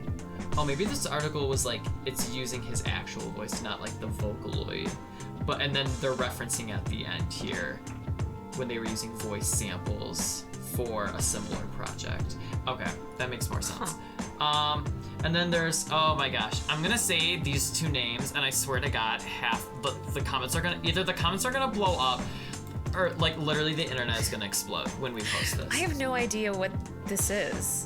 Ring like who these- Suzune and Hibiki Louie. Oh my God, this disaster. Can you just like explain it to me? Because I have no So, idea. I have no idea. Ring Suzune and Hibiki Louie were two Vocaloids with really cute designs. Ring Suzune they are cute. had like more blue hair, and Hibiki Louie was kind of like Len, but like cuter. Oh, they're cute. And they were developed to the point where they had actual websites with actual demo songs. Like demos were released of these voices. And they kept, I don't know if they kept postponing the release date or what, but all of a sudden they just like said they were canceled. And that was Oh my it. That was the God. end. There was so much like effort put, everyone was so excited for these voices. They were so good. And the samples God. are still out. You can listen to them. They were so designed good. by fans. Yeah. It says both Ring and Louie are marketed as fan-based Vocaloids, having had their mascots designed by fans in a competition. Yes, I remember the competition. That Yes. Yes. Oh my God. Oh. This is literally like the cinematic parallel This to is Andrew so Hussey like doing the troll thing in Homestuck, where it's like pay $10,000 to have your fan trolls in Homestuck, and then they appear for like 2 panels and then die. This is so Same sad. concept. Oh my God. Ring Suzune and Hibiki Louie. So good. Do you think they'll ever be released? No, they're dead. I think the person who was doing Ring Suzune moved on to something else, like a different Vocaloid or something. And also, so okay, they're Hibiki Louie with an L, and then Ring Suzune with an R. Oh my like God, the I didn't even catch Kanaminas, that. I there didn't even are catch an that. L. Yeah, it didn't says even like catch the that. left and right headphones. They like put so much into this. I feel so bad. Yeah, it was really, Yeah, it just says they were assumed really canceled. good. Yeah. Damn. Can I get a rip in the chat? Can I get a rip in the comments? Can Yeah, you just I would rip me apart? literally. No. Later Um, though. So, can I join? Oh my God, the Frozen 2 trailer is out. Oh Hasn't boy. it been out? No, this is the official trailer too. Oh my God, is this where she finally becomes Sasuke? I need you to stop. Okay, let's be real. The Frozen God. 2, when the very first like promo came out for it, it was so like dramatic. I was like, oh fuck. I loved it. No. I was like, this is gonna be like, someo's gonna die. Someone gonna be- is dead. I was gonna say this is the first Disney movie where like someone has died, but that is wrong. So many people have The died. first Disney movie where they don't say they're going to the Shadow Realm. Jimbo. The voice of Mika from Daisy X Daisy was chosen for Ring, but despite demos and original songs of her voice being released, information on Ring eventually ceased and her company website vanished. That's so sad. I feel like there could be a creepypasta around this. But like the Number reality is 15, probably like something to Burger do with King I Fried found budget. the actual Ring Suzune Vocaloid product in the back room of a convenience store, and I installed it, and then she killed my family. There, I wrote it for you. You're welcome. I love it. It helps that the next month is October, so. Yes, spooky. So those are the Vocaloids. Yes, some That of we'll them. talk about. Yeah. So next we're going to just go over some important songs, some very iconic songs.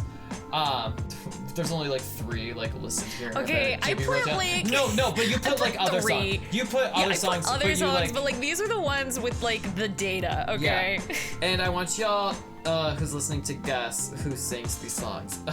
Spoiler: it's Miku. Miku sings every one of these songs. So the first song that's like just so iconic. It's like Miku's character song. It's her character song.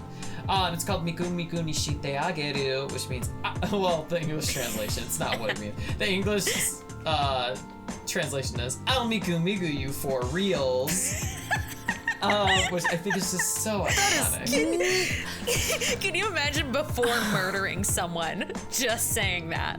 When Miku takes us out of this world, I'll Miku Miku God, you banishes for real. us to the shadow realm. One day. Rachie about to chime in. That is not what that means. I'm just like, that is an absolute. But Whatever. that's how it's translated in all of like the games and everything. I love it. I'm gonna. Did they Miku. really add in the for reals? Yeah, it's for reals. I'm gonna Miku Miku you so fucking hard. Miku Miku me to the shadow realm. I don't want to do this anymore. I'm gonna Miku you, bitch. Like I'm gonna I don't. make you do so fucking hard. That ended me. Oh my god, that should Julie, be, like, Julie, when she don't even, goes. Julie, don't even like try to be funny anymore. Like you peaked right there. I'm sorry. I'm sorry. So Miku Miku ni shite ageru came out in October 15th of 2007. The producer was Ika, and it was Miku's first song that gained 100 plus views. Or not 100 plus. Million. A million. You read that as a million, Anthong. I can't fucking. Anthong, do you know how? I'm sorry. I am so... Okay, first of all, this is so offensive. Like, you guys know I fucking don't have eyes. No. Like, Then just grow them forehead. like you guys are just like, you guys are being... Stop. You guys are just like being so I'm gonna kill illiterate myself. Rachie. I'm gonna kill myself. Did I sound like I was crying?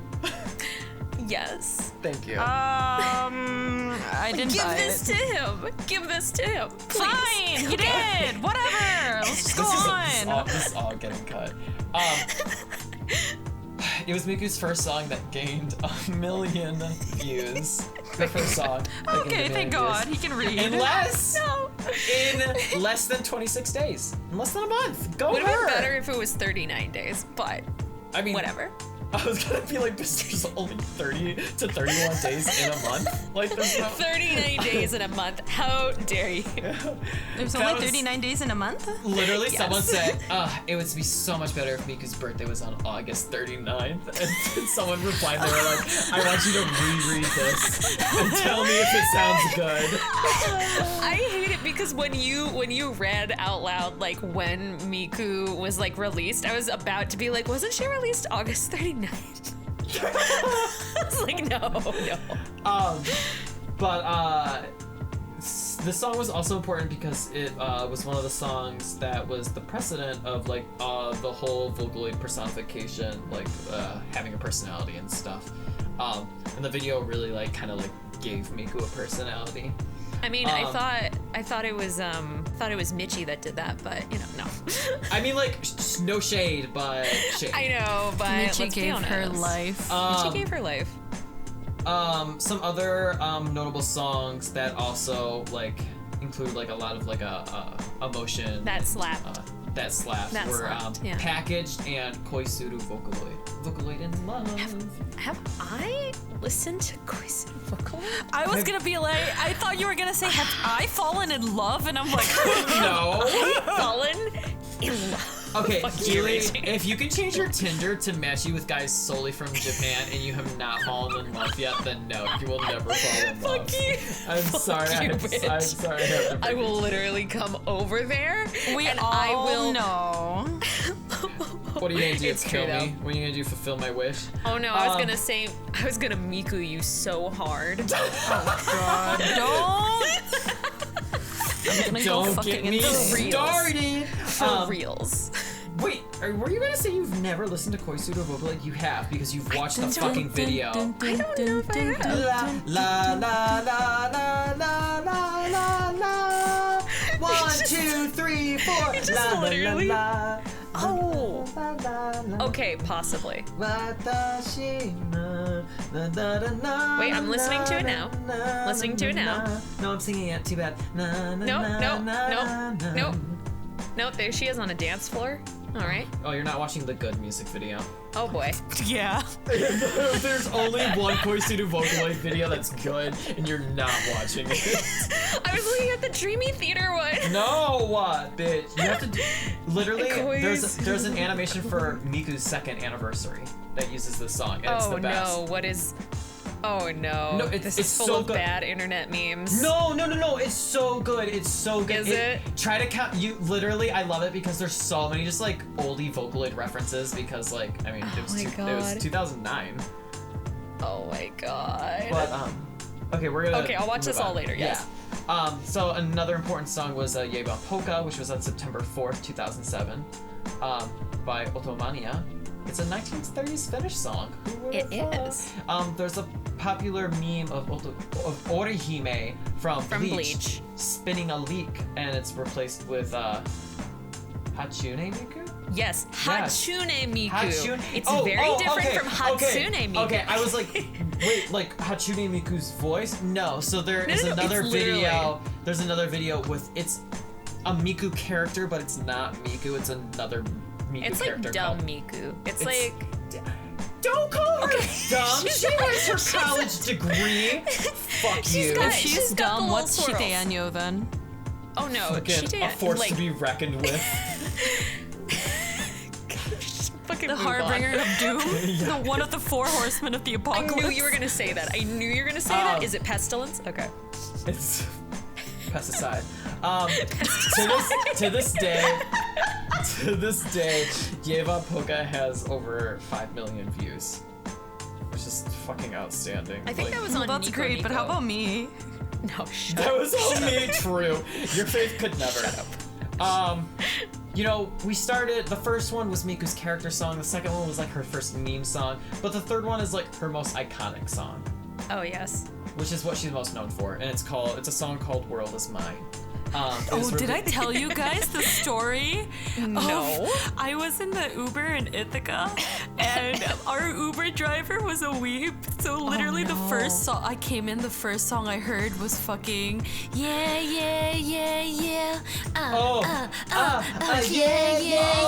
And I was just like, let's go. And I was just like, shit. And then he started, like, the music stopped, right? And I was just like, okay, he went to another Delco song.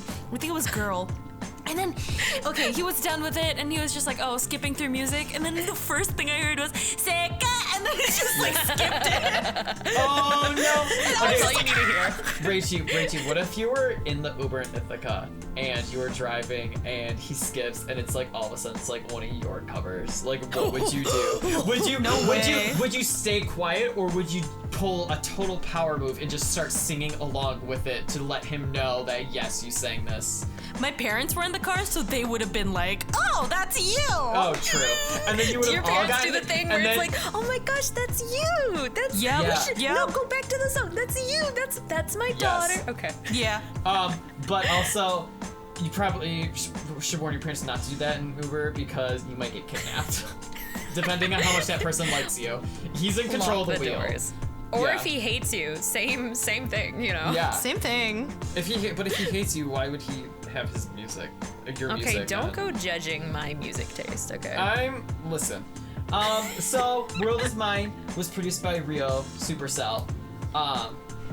And Rio started with Vocaloid, right? And just went on to do Yeah. like so Oh, many yeah. other bigger Yeah. things. He, not like, to say was that the Vocaloid first- isn't big, but He was the Yeah. first breakout. Like, Yeah, and I remember reading that, like, back when Ryo wrote the lyric, wrote Melt, everybody, like, sort of yeah. made fun of him for it because it was so girly.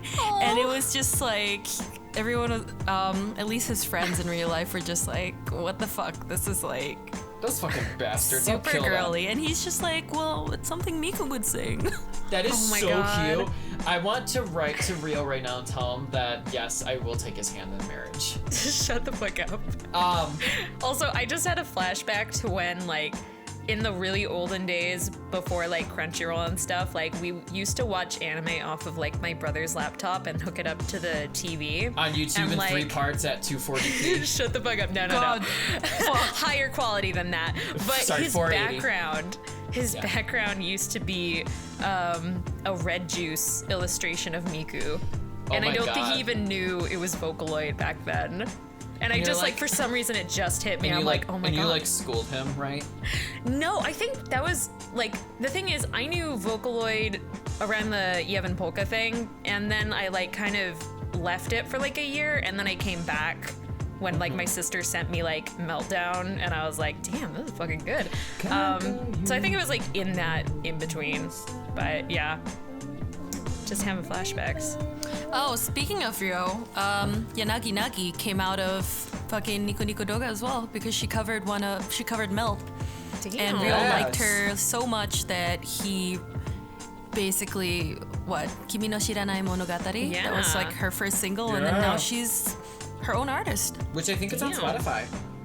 Now she's Madonna. She really is. That was like quite a jump, but also you're not wrong. So World is Mine, a notable, cool little fun fact, little tidbit, little funny facty. There's an unofficial YouTube upload of the song in concert, and it had 20 million views before it was deleted. It was the most viewed. It was literally the most viewed Vocaloid video on YouTube, and now it just has like 8 It's so million funny. views. It's so funny because that is exactly, like, in a nutshell, the YouTube Vocaloid community. But like, it makes sense because World is Mine was one of the first songs that Miku performed in her first concert. Oh yeah, it was. So- it was on that stupid radio quiz show. I was like sitting in class and the teacher was playing the radio and like World is Mine came on and me and one other girl who knew Vocaloid like both stood up like. You're like, oh, Why what?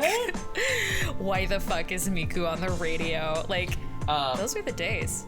Yeah. So some other notable songs. We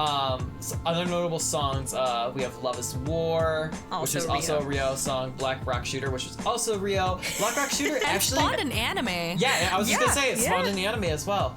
A lot of cool. So a cool thing about Vocaloid is a lot of song. So there are a couple Vocaloid like song series that actually spawned novels and manga and anime. Oh, and yeah. just like now they're their own thing. The most notable one being Kagero Project. It started with Jin making a song called Kagero Days. Well, it didn't start with Kagero Days, but Kagero Days didn't. That was like the That's big okay, breakout yes. one. That was yeah. the big break. That was that's what I meant. It was the big breakout. It didn't Yeah. start, but that was the big breakout. And you know, just like more songs, more characters kept getting added, and now it has like a novel that just got finished, I think, or a He manga was that just got homeless finished. throughout the whole. I know. yeah. It was what? I know. He was He was- homeless he throughout was the whole homeless, airing yeah. of the Mekaku City actors. Yeah. That whole thing is like a whole like episode if we ever do. Yeah. Like, God They really damn. screwed him over. They They did. really it. I'm still mad about the anime. Like it's just. So fucked up. other But yes. songs. On a happier note. On a happier note, we have the disappearance of Hatsune Miku. Happier note. That is such a slap. That is such a slap. It's honestly one of the most. It's like the original like Miku fast song. It really is. So okay, so let me finish this, and I'm gonna tell you. Yes. It's a fun fact. So then we have Poppy Po, which was a Yeah. Lamaze song. Disappearance of Hatsune Miku was a song made by Cosmo at Boso P. We have Magnet by Minato. Daughter of Evil, which was another. It was just a song series that spawned its own like novels and stuff. Yeah. It has a stage play. It does. And the stage play is fucking good. It is. Which was made by Mothy. Did I put Magnet again? Yeah, you did. I put Magnet twice. You just really I love really Magnet. like Magnet. It's a good song. Just Be Friends. Dixie. Yeah. Dixie Chicks. Okay. Dixie Chicks. Oh, Kenshi Onazu started out as Hachi. Yeah. Oh, yeah. So Yeah. Just Be Friends was made by Dixie Flatline, Butterfly on Your Right Shoulder by Noripi, and Meltdown by who the fuck did Meltdown? Who the fuck did Meltdown? I don't know. I'm sitting here like I have no fucking clue. Yeah, I'm like, oh shit. Meltdown again? So if you guys, we could say Hachi, we could say Kenshi Yonezu, but no one would honestly know who he is until you say like the person Iroha. who did. Oh, Iroha Sasaki, yes. yeah. So the person who did the opening peace sign for Boku no Hero Academia, that is what opening was He that? did 2? Matryoshka. Opening 2 of Boku no Hero? Mm-hmm. Yeah, it was OP2. So the song Peace Sign, the second opening for Boku no Hero Academia, was sung by Kenshi Yonezu, but made, sung, everything. He started off as a Vocaloid producer. He went by Hachi. He made Matryoshka, Wardroom 305, Panda. Panda Hero. Panda Hero. Sand Planet. He made a lot. Sand Planet. Is his most recent one. Mrs. Pumpkin's Dream. Yeah, Miss Pumpkin's Comical Dream. World's End Comical Umbrella. Dream. World's End Umbrella is my favorite. Yeah, so good. Wonderland Songs and Sheep. Oh yeah, that's also Yeah. I mean, honestly, he was always a gifted, like his artist. songs are still up there, and they appear on every single Project Yes. Diva. Oh, so the thing I wanted to tell you guys is I read this in an interview. I think it was VG Person did an interview. I don't know if VG Person did the interview or just translate the interview. She used to be obsessed with Hachi. Like she's still obsessed but anyways, with Hachi. It wasn't a Hachi interview, but it was just like I think it was actually for Miku's 10th anniversary. But it was they were interviewing Cosmo, and so back in the early days of Vocaloid, you would have essentially for a lot of songs there would be like a short version and then there would be the full version. Yep, I And remember that. The reasoning behind this, and I thought was really interesting, is that people were so in a hurry to put out new songs to like get it out there first and like make the next best thing so people would like see it, that they would only do like short versions, like 1 minute and 30 seconds, and then once it was out there, then they would go back and they would finish it and then release the full version. Holy shit. So that's I why kind of want to do that with that covers is now. Just be like, yeah, here's right, 10 seconds short of it. version. But here's the full version later. But that is why there are so like back in the day there are so many Vocaloid songs that are like a minute short version.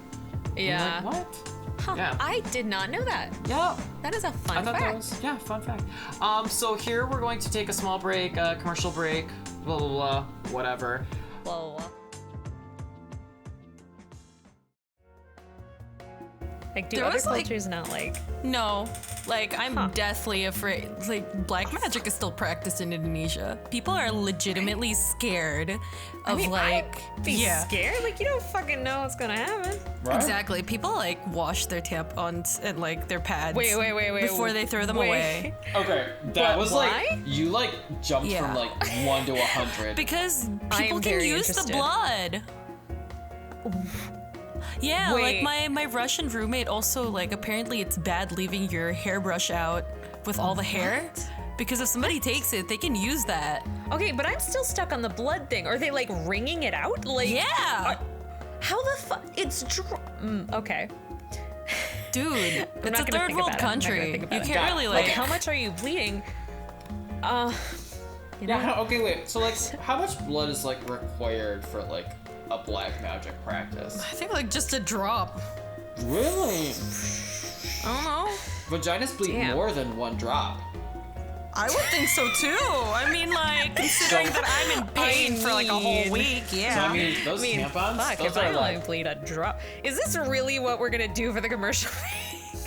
oh, it is now. Talk about Yeah. so heavy flow versus non-heavy flow. What's I the use always infinity. What is the difference? how much magic are you gonna get from heavy flow as opposed to normal I think flow? if you have heavy flow, you're technically a mage. Didn't we talk about this last time? Like Jesus was like a mage. Jesus is a mage. Jesus No, wait, he was T-posed a for our necromancer? sins. He was a necromancer? I honestly don't remember what we settled on. Jesus T-posed for our sins. No, You need to stop. because we were queuing up for the Final Fantasy 14 dungeon. Just let me catch Noah's fireflies, Ark. okay? Noah's Ark. God damn it. That's fucked up though. Like, back to This the is the black first magic. I've ever heard of this, but I'm very interested now. I'm just very scared of black magic. I'm just scared of magic in general. would not. Don't go to Louisiana then. Yeah, I would not But I would find be a kindred concerned spirit there. for someone to use my hair on a hairbrush for black magic, as opposed to like someone making a shrine out of it. Like Helga Pataki, like from Anthong, Arnold. why do you say things? Like honestly, Helga Pataki was the first yandere. Let's be real. Oh shit. I really don't want to picture her as a yandere. Like, Oh, we're gonna open this can of worms. Yes, we are. She's not real mean. Like her meanness and her psychopathness. Oh yeah, she's like half tsundere, she's but like also half yandere. backwards yandere. Like she tsundere. Like yeah, she's more tsundere, I would say. She's more Tsun, yeah. Oh fuck. Well, Aren't Tsun there those... is some Helga Pataki yandere. Tsum. Oh, those are Tsum. Okay, sorry. I've always like wondered what those. Okay, that's I've fine. done Yes. 10 rounds of So- solitaire. Hey, y'all, there is Helga Pataki yandere art. It does exist. Why did you Google it? Rule 32, Why did you- 34, rule 34. No. Okay, I but can't math. there's no sex. There's no. Is Yeah. there sex in that? Remember when Helga Pataki made a like a sculpture of Arnold out of his chewed gum? Like, you can't look at that and say this bitch ain't a yandere. Like, Okay. She's like somewhere in between, yo. Like she never killed anybody. She wasn't like that we know like of. the bloodlust was like kind of like she was just a bully. She was. She was a big mean girl. Yeah, Gasai Yuno was also a bully. Okay. Look at her body count. was Yuno a bully? I don't know. Should we discuss? Is this what we're gonna talk Discuss. about? I don't know. I feel like Yuno was like nice to like normal people, but like killed her parents. Spoiler. And like put them in Is the Future yard. Diary really a spoiler right now? I don't know. I don't know, man. Like if you haven't watched it, like Do you remember maybe that one do that. screen cap where it's like, so we tested the 2 bodies we found at your house, and we know you killed your parents, and that's okay. But that 3rd body, though. Yeah, and that's okay. And I'm just like, Okay, but imagine you're like But is facing it? this girl that's obviously killed her parents and a Yeah. third person. Like, do you want to be like, hey, you killed your Okay, parents? but my favorite part of the post where they like screen cap this is like they didn't show after, where they questioned her about the 3rd body. Takes a sip of her tea, sets it down, gets up, and leaves the cafe without saying anything, and she just smiles the entire time. yeah, I because fucking that's like love the her. biggest plot twist in the I entire. fucking love It her. is. I love her. God. Oh, that was such a like, good anime. honestly, like I'll say like it's a little overrated, like how much they're like, yeah, she's yandere, like that whole plot line. But she was like No, She she was, was like- legitimately she was a great- crazy. Yeah, she was legitimately great. She Like literally, she killed her past self, Yeah. so she could be with her man again, but like do it all over. It's just, I think, okay, but let's be honest, she was trapped in a cage at one point by her parents, right? Okay. Yeah, her yeah. parents were Well, horrible people. like- Yeah, but were they her parents or her adopt? Were they adopted? I can't Was she- remember. Because don't I remember. think no. It's been so long. Because wasn't Do she you think the- of another anime? It's What? been so long for me. No, It's been so because long. there is a point where Adopted. they're in the bank trying to get the mayor guy, and he locks himself in. He's like, Yuno was adopted. yeah. Yuno was adopted at a young age. Yeah. So Damn. her birth parents were like Fucking bankers, knows so they could get into the bank, which is how she got in to kill 10th, the mayor. No, 10th wasn't the mayor. I can't remember any of this. But yeah, And she you breaks. were remembering so much more than I could ever. I Yeah. just remembered I found the ending just like completely unsatisfactory just because like who's the main character Yeah. dude again? What was his Yuki? name? Yuki Yeah, Taro? Yuki Who the just sort fuck- of who the fuck fucking cares? accepted like, haha, she loves me so much. Oh. And I I'm guess like, that's like the first mind break of like. Stockholm syndrome. I was just like, dude, Like- you fucking what? Okay, but first of all, okay, you have to like look at it. Do you know how people like? There's that argument where it's like, oh, Shinji's such a crybaby. Well, he's fucking traumatized. He went through all this fucked up shit. Same thing with true. Yuki and Yuno. Like, Men should be allowed to cry. yeah. So Yuno But I'm not fucking. sure that with Yukiteru, like. Okay, well, Yuno fucking got adopted and was like locked in a cage by her adoptive parents because her mom was like fucking insane. Her adopted mom was insane. She was like, "You're the reason why my husband never comes home. You don't get to eat dinner. You can eat grass and your feces." She's not a cow. All right. Yeah, she ate. No, she didn't eat grass. She ate the tatami mats. I think is what happened. Yeah. That's not edible. And then just like snapped. Like she just snapped one day and she locked her parents in the cage. But there is fiber. in But tatami. she wasn't aware of what she was doing when she did it. She just kind of like disassociated mental basically break. and did it because she came to and she didn't understand why her parents weren't waking up when they were in the cage. She wasn't aware of what she did. Okay, if she were in a court of law, she would be found as like, Insane. Mentally unstable. Yeah, mentally. I actually Yeah, like it's kind of funny. when I took psychology, I actually wrote about her for one of my papers because just like her God. psyche and just like how her like abusive parents just like kind of like made her snap like this. And then They also fucked her up. And then also fuck her up. she goes through this this survival game where she's Oh, I know. her and Yuki are teamed up in the first world to kill all these people, and then she fakes a suicide to become God so she can bring him back. Finds out that doesn't work. Goes all the way back in time to when before they first start the game. Kills herself. Her like original herself from that time, and takes her place.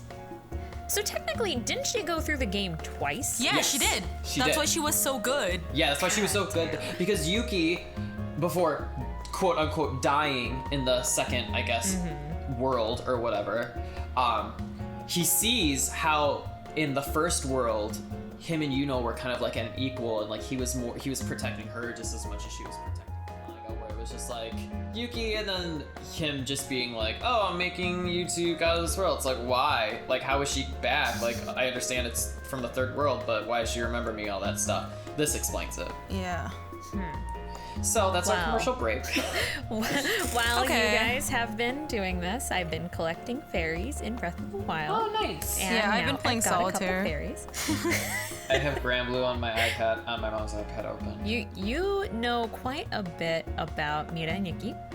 It's one of my top favorite animes, and it really like, that's why I'm King Yandere. It's mainly because of Yuno. She like opened my eyes to the whole Yandere trope. Wow. Well, what a cute little like TIL. Yeah, today I I learned. don't know. Little Oh tidbit. fuck! I lost this game. Ugh, solitaire be like this. Little solitaire problems. Anyway, so do we want to continue with the Yeah. podcast? Okay. Yeah. Yes, one second. I'm climbing a wall.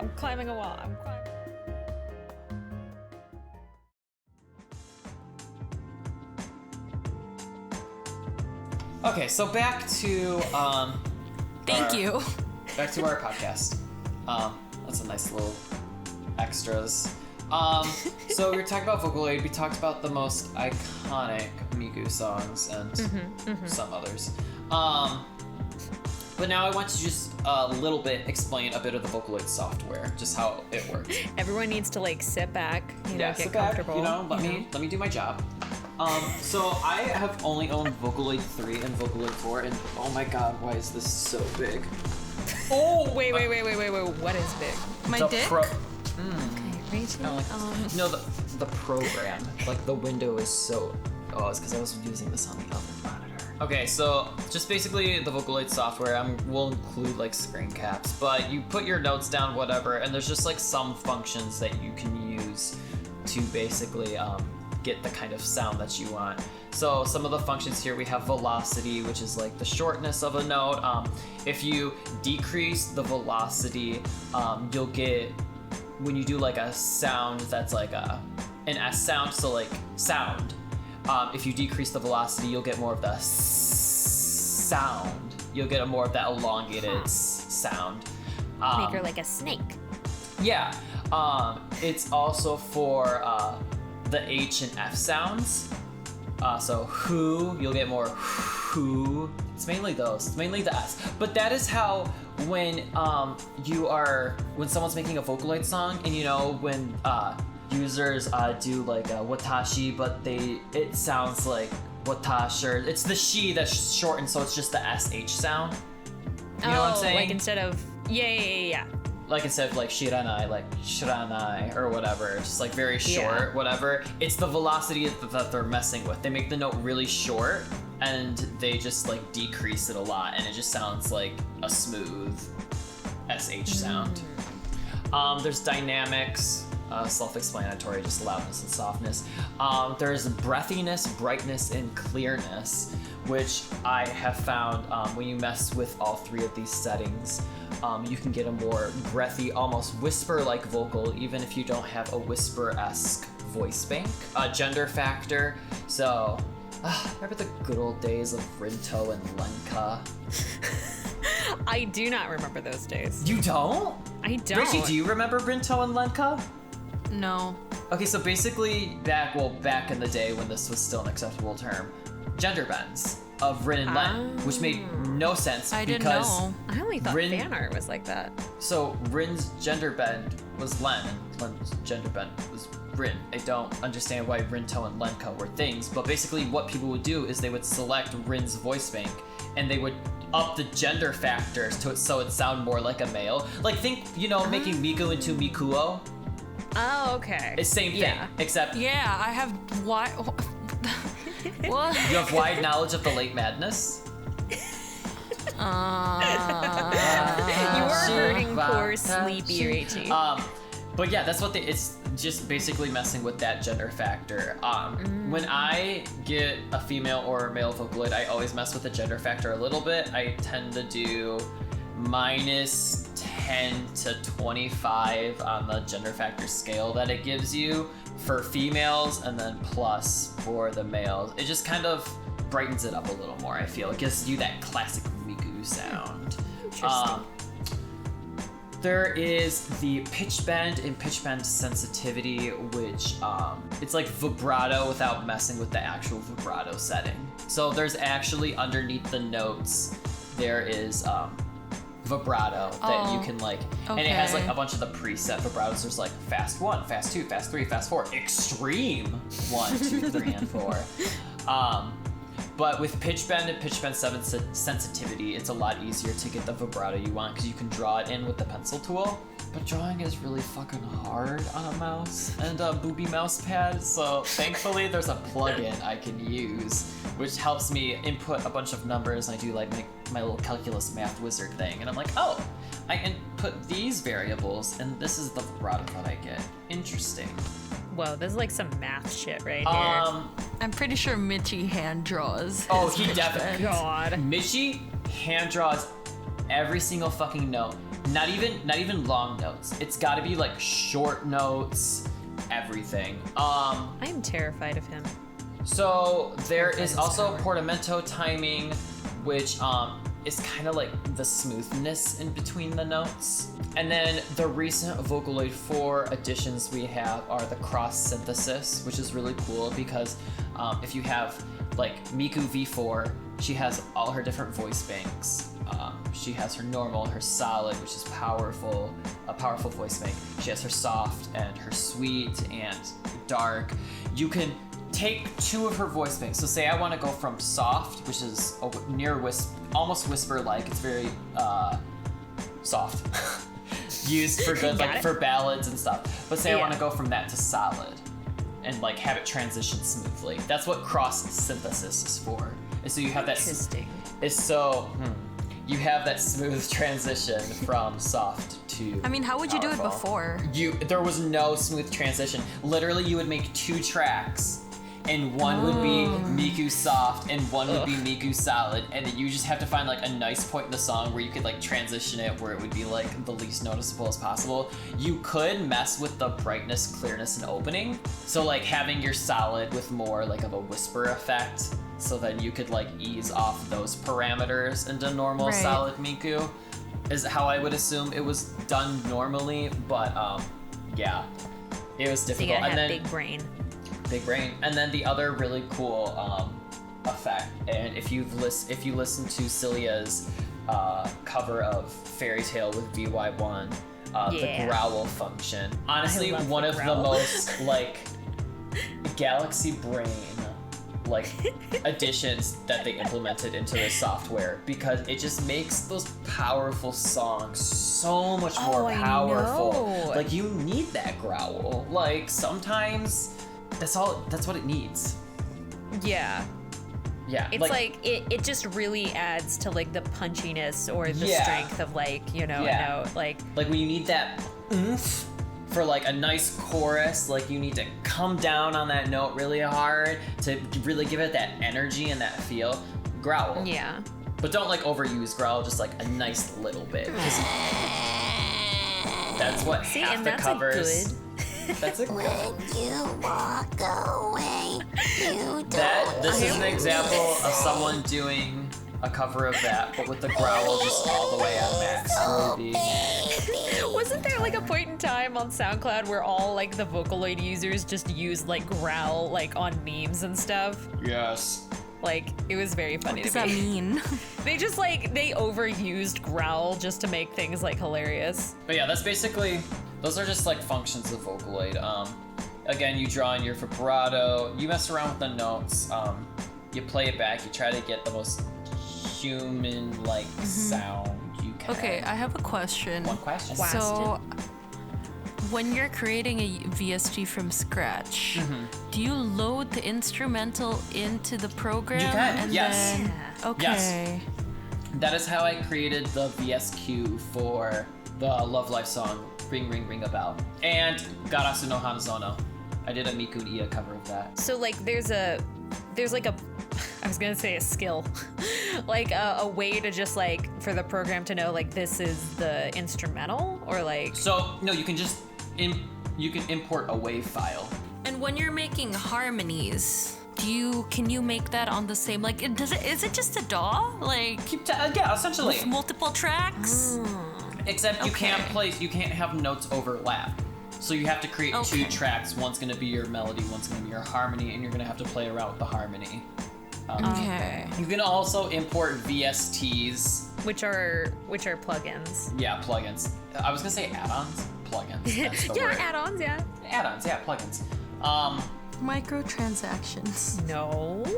That was a previous episode. Oh, I'm sorry. If you guys want to check out that episode, it's on the I. Just click in the corner. You want to hear us do math badly? Oh God. Go to that episode. No, please. Check out Oh our God. Oh yeah, we have social media and Patreon too, but that's later. So That's good. just a rundown of the Vocaloid software. But like, so Vocaloid, as I understand, is an expensive program. Oh yeah. Somewhat. While Utau is not Free! as, like, right? I thought Utau was free. It is. Well, As far as I know. as far as I know, it's free. And also, the the voice banks are definitely... So Vocaloid costs money. Money can be used to purchase goods and services. Yeah. Thank you for understanding. Very good. Thank you. Yeah, voice banks are like $200 a pop. It sucks. And that was could just for buy like a person. That was just like the I original. could buy a human being. For $200? Okay, you don't know what human being. Julie, you gotta like hook me up with these websites. Oh, do you mean like a hooker? A human? Okay. Well, I don't know if that's even... It depends. It depends. But like, as I understand, like human body parts on their own, like, are actually pretty cheap. They're like affordable. Why do we always talk about like killing someone? Okay, look. In every single episode. Anyway, Utau is like really cool. Utau is really cool because it's essentially Vocaloid, but free, and also you can make your own voice banks. You can do it You yourself. can be a Vocaloid. But You can't call yourself a But Vocaloid. you can't. But Vocaloid is copyrighted, so you can be an Utauloid. You be an And Utauloid. again, Utau coming from Uta. Utau is literally the verb that means to sing. Literally. So like, To sing Look, Lloyd. okay, big brain. I don't know how more obvious you can get with that. Like they really wanted you to know Yeah, they that really this is a wanted you singing to know. software, you know? Like this is like some community stuff right Yeah. here. This is like everyone's like, okay, well, you know, I want to be a Vocaloid, but I can't do that because it's copyright, so I'll be a Utao. Like, you know, This is like the heart of the operation. I think it is. But I think it's important to point out though that like it's very time consuming. Oh, it is. Yeah, I got someone- To make an halfway Utao. through. So I have a friend, Echo Blossom. Check them out. Yeah, Echo. Echo. She told me that once I decide to finally re-record my Utao, she will tune those otos for me, and I'm like, bitch, the fuck is an oto? I will kill you. That's what they call it. There is so much lingo with the Utao like community that lingo and drama. I was just about to say boy. drama. Oh my god. drama, of course. Yeah. You took People the like cheese Danish stealing right other out of my people's hand. Utao, like Yeah, people like stealing each How can you other's like steal lists and someone's, otos like- and stuff. It's crazy. Oh, that's not the drama I was thinking of, but okay. Oh, God, right. I know the other drama you're talking about, but I don't want to talk about it. So some notable Utaos, Kasane Teto, released Tato, Tato's which a was girl. an April Fool's joke. They were gonna be like new Vocaloid on April 1st, and Tato came out as new Tao. But she's actually gotten like really good. Like, Oh, no, Utao's she's, Utao's come a long way. yeah. Yeah. And like I thought she was like kind of accepted, you know, in that inner group, at least for like the symphony stuff. Yeah, she yeah, was. she is. She is. Yeah. She's in a lot of Vocaloid events. Yeah, because she's like the OG Utao. Yeah. I know, she's honorary. I mean, like, Yeah, there's Triple Baka, Lamaz. Oh my god, Baka, yes. baka, baka. Oh, So that was good. Lamaz? Yeah. Oh, I didn't know Yeah. this whole time. Yeah, that was wow. Lamaz. And then Ever. another thing, Miku with the gender factor, more female-like is Akita Neru, and more male-like is Yoane Haku. Akita Neru came from an internet meme where there was like a ban in Vocaloid on Google Images or something. I forgot. Something happened where people weren't able to access Miku stuff. It might have not been on Google. It might have been on 2chan. But they would be like, you know what? I give up. I'm gonna go to sleep. And that's where the name comes from. Akita means I've given up. Given Neru is up. like, I'm Oh gonna my go to God. sleep. I Akita love Neru. it. God damn. I relate. love the internet. Anyways, Yeah. so other notable Utaos is Namine Ritsu. Yeah, that's the one that Celia That's- used for. that is my For error. favorite. I like favorite. Yamine Renri, the one that Oh, fucking yeah. Police Piccadilly uses for Oh, yeah. their stuff. Chef's kiss. Honestly, they Mwah. sound like of the most like realistic voice. Yeah, Who was that? like, Who was right? that one that one Utao user used? Did a bunch of Keimu songs. Oh, Gahata Meiji. Oh yeah. Oh, Meiji was really good. who's the guy Utao that's really popular? Is The that based one off of the dude? Utaite? No, it's Mawarine Shu. That's the one. Yes, the fucking Utaite. Shu, yeah. Oh, is that the Utaite? Yeah. I didn't fucking know. Yeah, because it's Shuhei's. Oh, It's Shuhei's Utao. I didn't know that. Yeah. You guys I want learned you so guys much want to tonight. buy a new Utao? It's free. It's always free. I meant a new Taite, sorry. You guys want to buy a new Taite? It's free. Go download Utao. Want to buy the actual person? Want to buy the Probably actual not person? Not more Less than free. $200. Also illegal. Anyways, Is it really illegal if nobody finds out? I don't know. moving on. Because the FBI know. inside my computer, the FBI man inside my computer is. FBI man, is there any restaurant in New York that's open right now that I could just like eat? Except Bazooka. Like eat the Like a- food or like eat the restaurant? Eat the restaurant. Oh. Like just walk into someone's house. Hey, I'm hungry. Can I get a waffle? Can I please get a waffle? Get a waffle. And then so the last part we have here is just the Krypton drama news. So the most recent thing that I know somewhat about is that Krypton is cutting ties with Yamaha, and so Krypton is not porting any of their Vocaloids to V5. But instead they're using, Krypton is making their own editor, which, you know, a lot of people thought would be a bad thing, but Yamaha's been like kind of fucking over Krypton for a while now. So, They've been fucking over a lot of people for Vocaloid 4. yeah. So I think it's nice that Krypton is finally creating their own program, voice synthesizer program, because like Vocaloid's like copyrighted by Yamaha, so they're not gonna be able to use it. So that's like the one thing where I'm like, what are we gonna call them now? Miku. I know, like We're just gonna call him Miku. Oh, we're just gonna call them Kryptonoids. Do you have Len Miku? No, I have Rin Miku. Oh, but who has Goomy Miku? I hate this.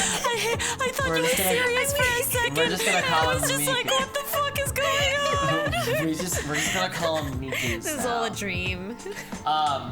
But yeah, I think it'll be a nice change because when they create their own voice synthesizing program, Krypton's gonna have a lot more creative freedom, and they're gonna make it a lot more accessible and easier for the creators Thank God. to use, which I think is gonna be really nice. I have a question.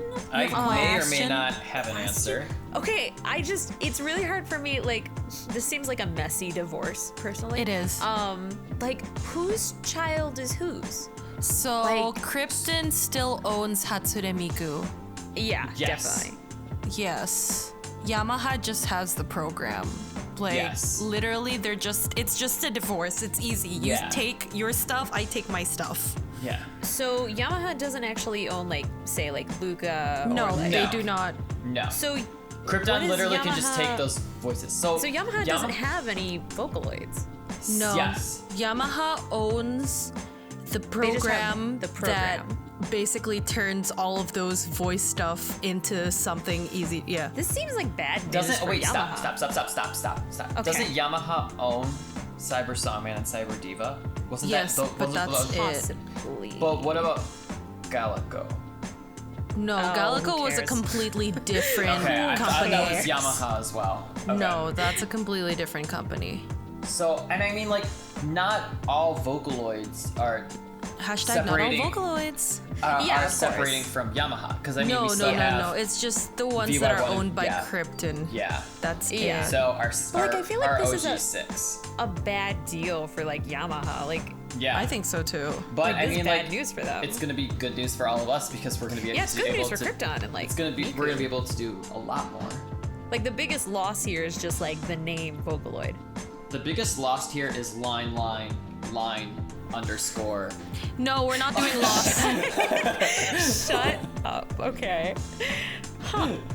Yeah. Well, you know what? This is the best it's been explained to me so far. Because honestly, I tried so hard to, like, look it up and understand, but, like, You're like, I don't understand half of these words. I Yeah. have no fucking clue. But yeah. But yeah, it's not too big of a loss for Yamaha, honestly. I mean, they're a big company. They're a big boy. company. They're big boys. They're big boys. girls.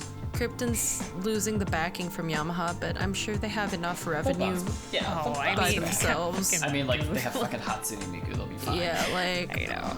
come on. Me- Like, You her continue to hair support is them. made of cash. Like, that's why it's that color. Cash Yeah. money. It's made of, like, Cash literal Miku. diamonds and emeralds and sapphires and everything. Because, like, yeah, sure, I'll lend you, like, what, $1 million? You need $1 million? I don't know. Removes one strand of hair and cuts it into fourths. Here is $1 million. One fourth of God. a strand of hair. I'm gonna fucking Miku you hard, man. You know, that's like that. Like also sounds like a sex act. I know. Like you're gonna what me? Bring it up later. I'm gonna Miku you. I'm gonna Miku you right in the... Right in the ass. So that's all we have for Vocaloid history. We are going to do a part 2 where we're gonna talk about some more of the fun things, but that's kind of just like Now you know as much as us. yeah. Do you Which guys isn't a lot. do you guys want to read some Twitter things? They're not questions for us. They're just or wait, no, let's save that for the second episode because that theme will fit with the second episode. As long as you save Yeah. them. Yeah. Yeah, I'm gonna save it because my question was like what got you into Vocaloid, how has it influenced you, whatever. And I feel like in the next episode we'll talk more about Like the community and stuff. Yeah, the community, like how we Yeah. got into Vocaloid, how it's influenced us. Yeah. Because This was that's like just a more- huge thing. Yeah. Like the community part of all this is like Yeah. the interesting. What was our first song? Like, yeah, all that aspect. stuff. Okay, so this was a lot of information, and there will be a part 2. So we will see you in the near future. Or will Yeah. Before we go, we have we have a lot of social media. Oh, yes. You can listen to us have on social other media. things like Yes. Spotify and Spotify, SoundCloud, Apple Anchor, Music, Anchor. SoundCloud, literally anywhere. Julie is anywhere. usually very good at uploading and updating. Hit that like. I don't know. Follow that us on like Twitter. button. Yeah. Anthong is very funny. If you ever want to hear any outtakes, we have the Patreon, and we have our very private anarchist Discord. Yeah, we have God a Discord knows how server. That looks. It's knows. crazy. Nobody has their names, and it's great. But yeah, we're not wonderful. putting the link. If you guys have the link, put it down in the description. And yeah, so next It's is our mostly just Patreon lore. segment. Thanks, guys. Goodbye. Thanks for listening. Next time will be October, spooky time. I think it's Julie's thing, isn't it? I don't know what next? I'm gonna do. Do you I wanna hope do it's something creepypasta? creepy. Kind of, yes. I truly do. Can we do people like who write creepypasta ex-reader stuff? Oh my god, yes. Okay, I'll talk to you about that, yes. Okay. Bye, guys. Bye.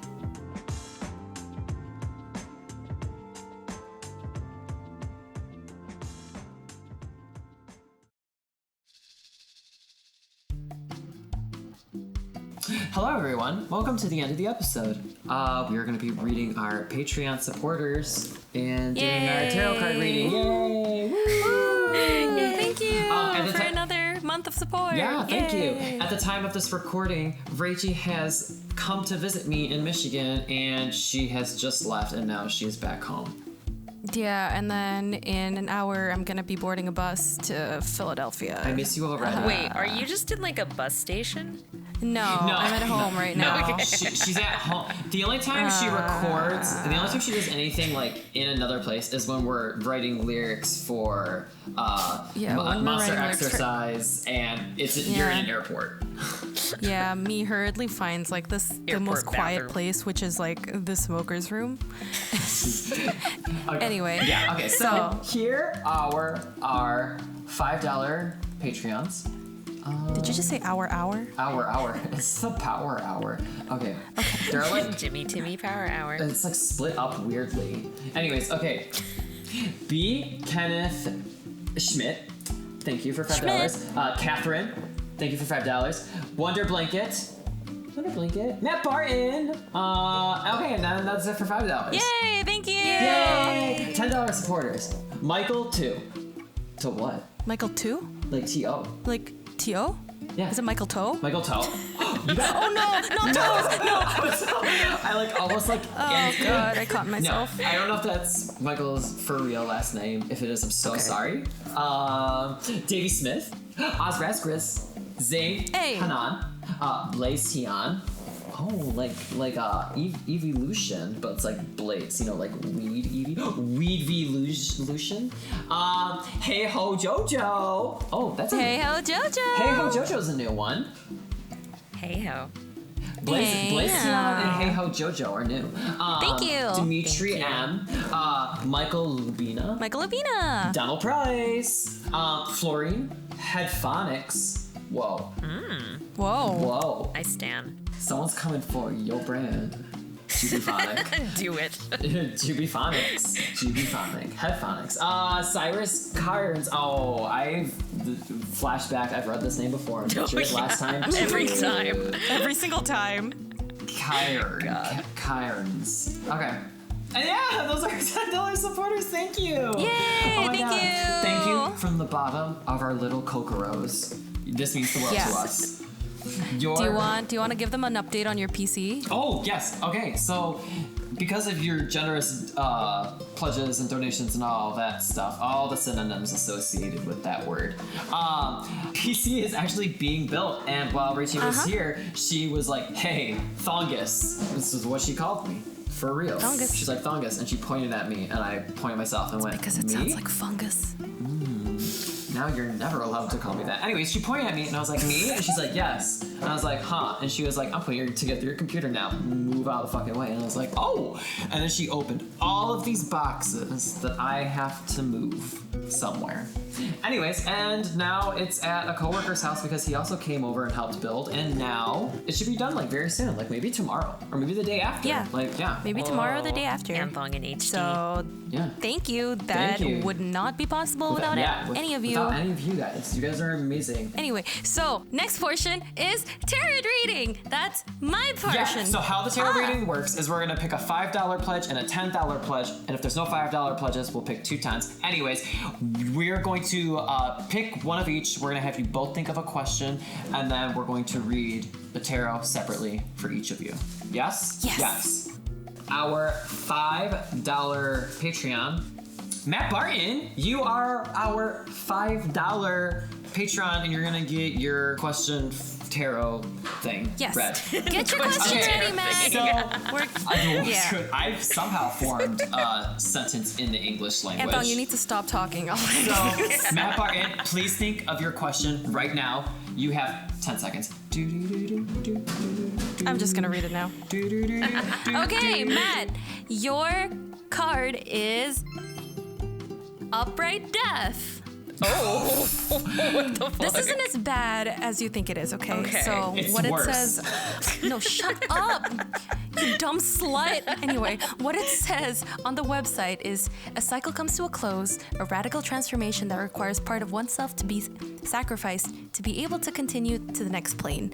With loss, something new can begin. Death carries a cycle not only to destroy, but also to sow the new harvest. So...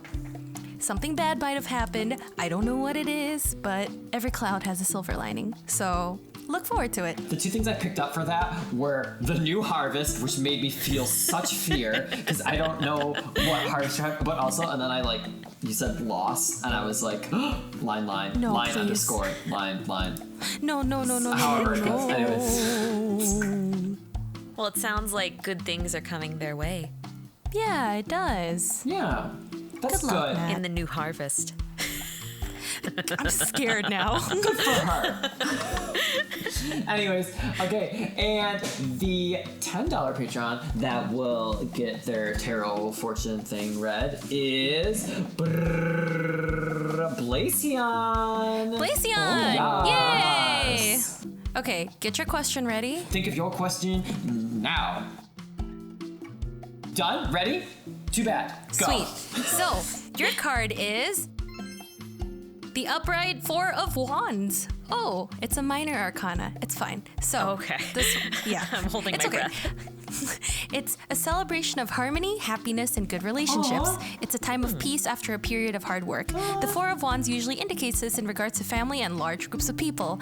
Wow, that's actually very pretty good. positive. Yeah, this is really nice. Good job. The 4, okay, wands. So upright sounded positive. Wands, 4 of them sounded really positive, and it turned out that's like triple positive. I think Baka. now is the time to invest in stocks. Julie, no.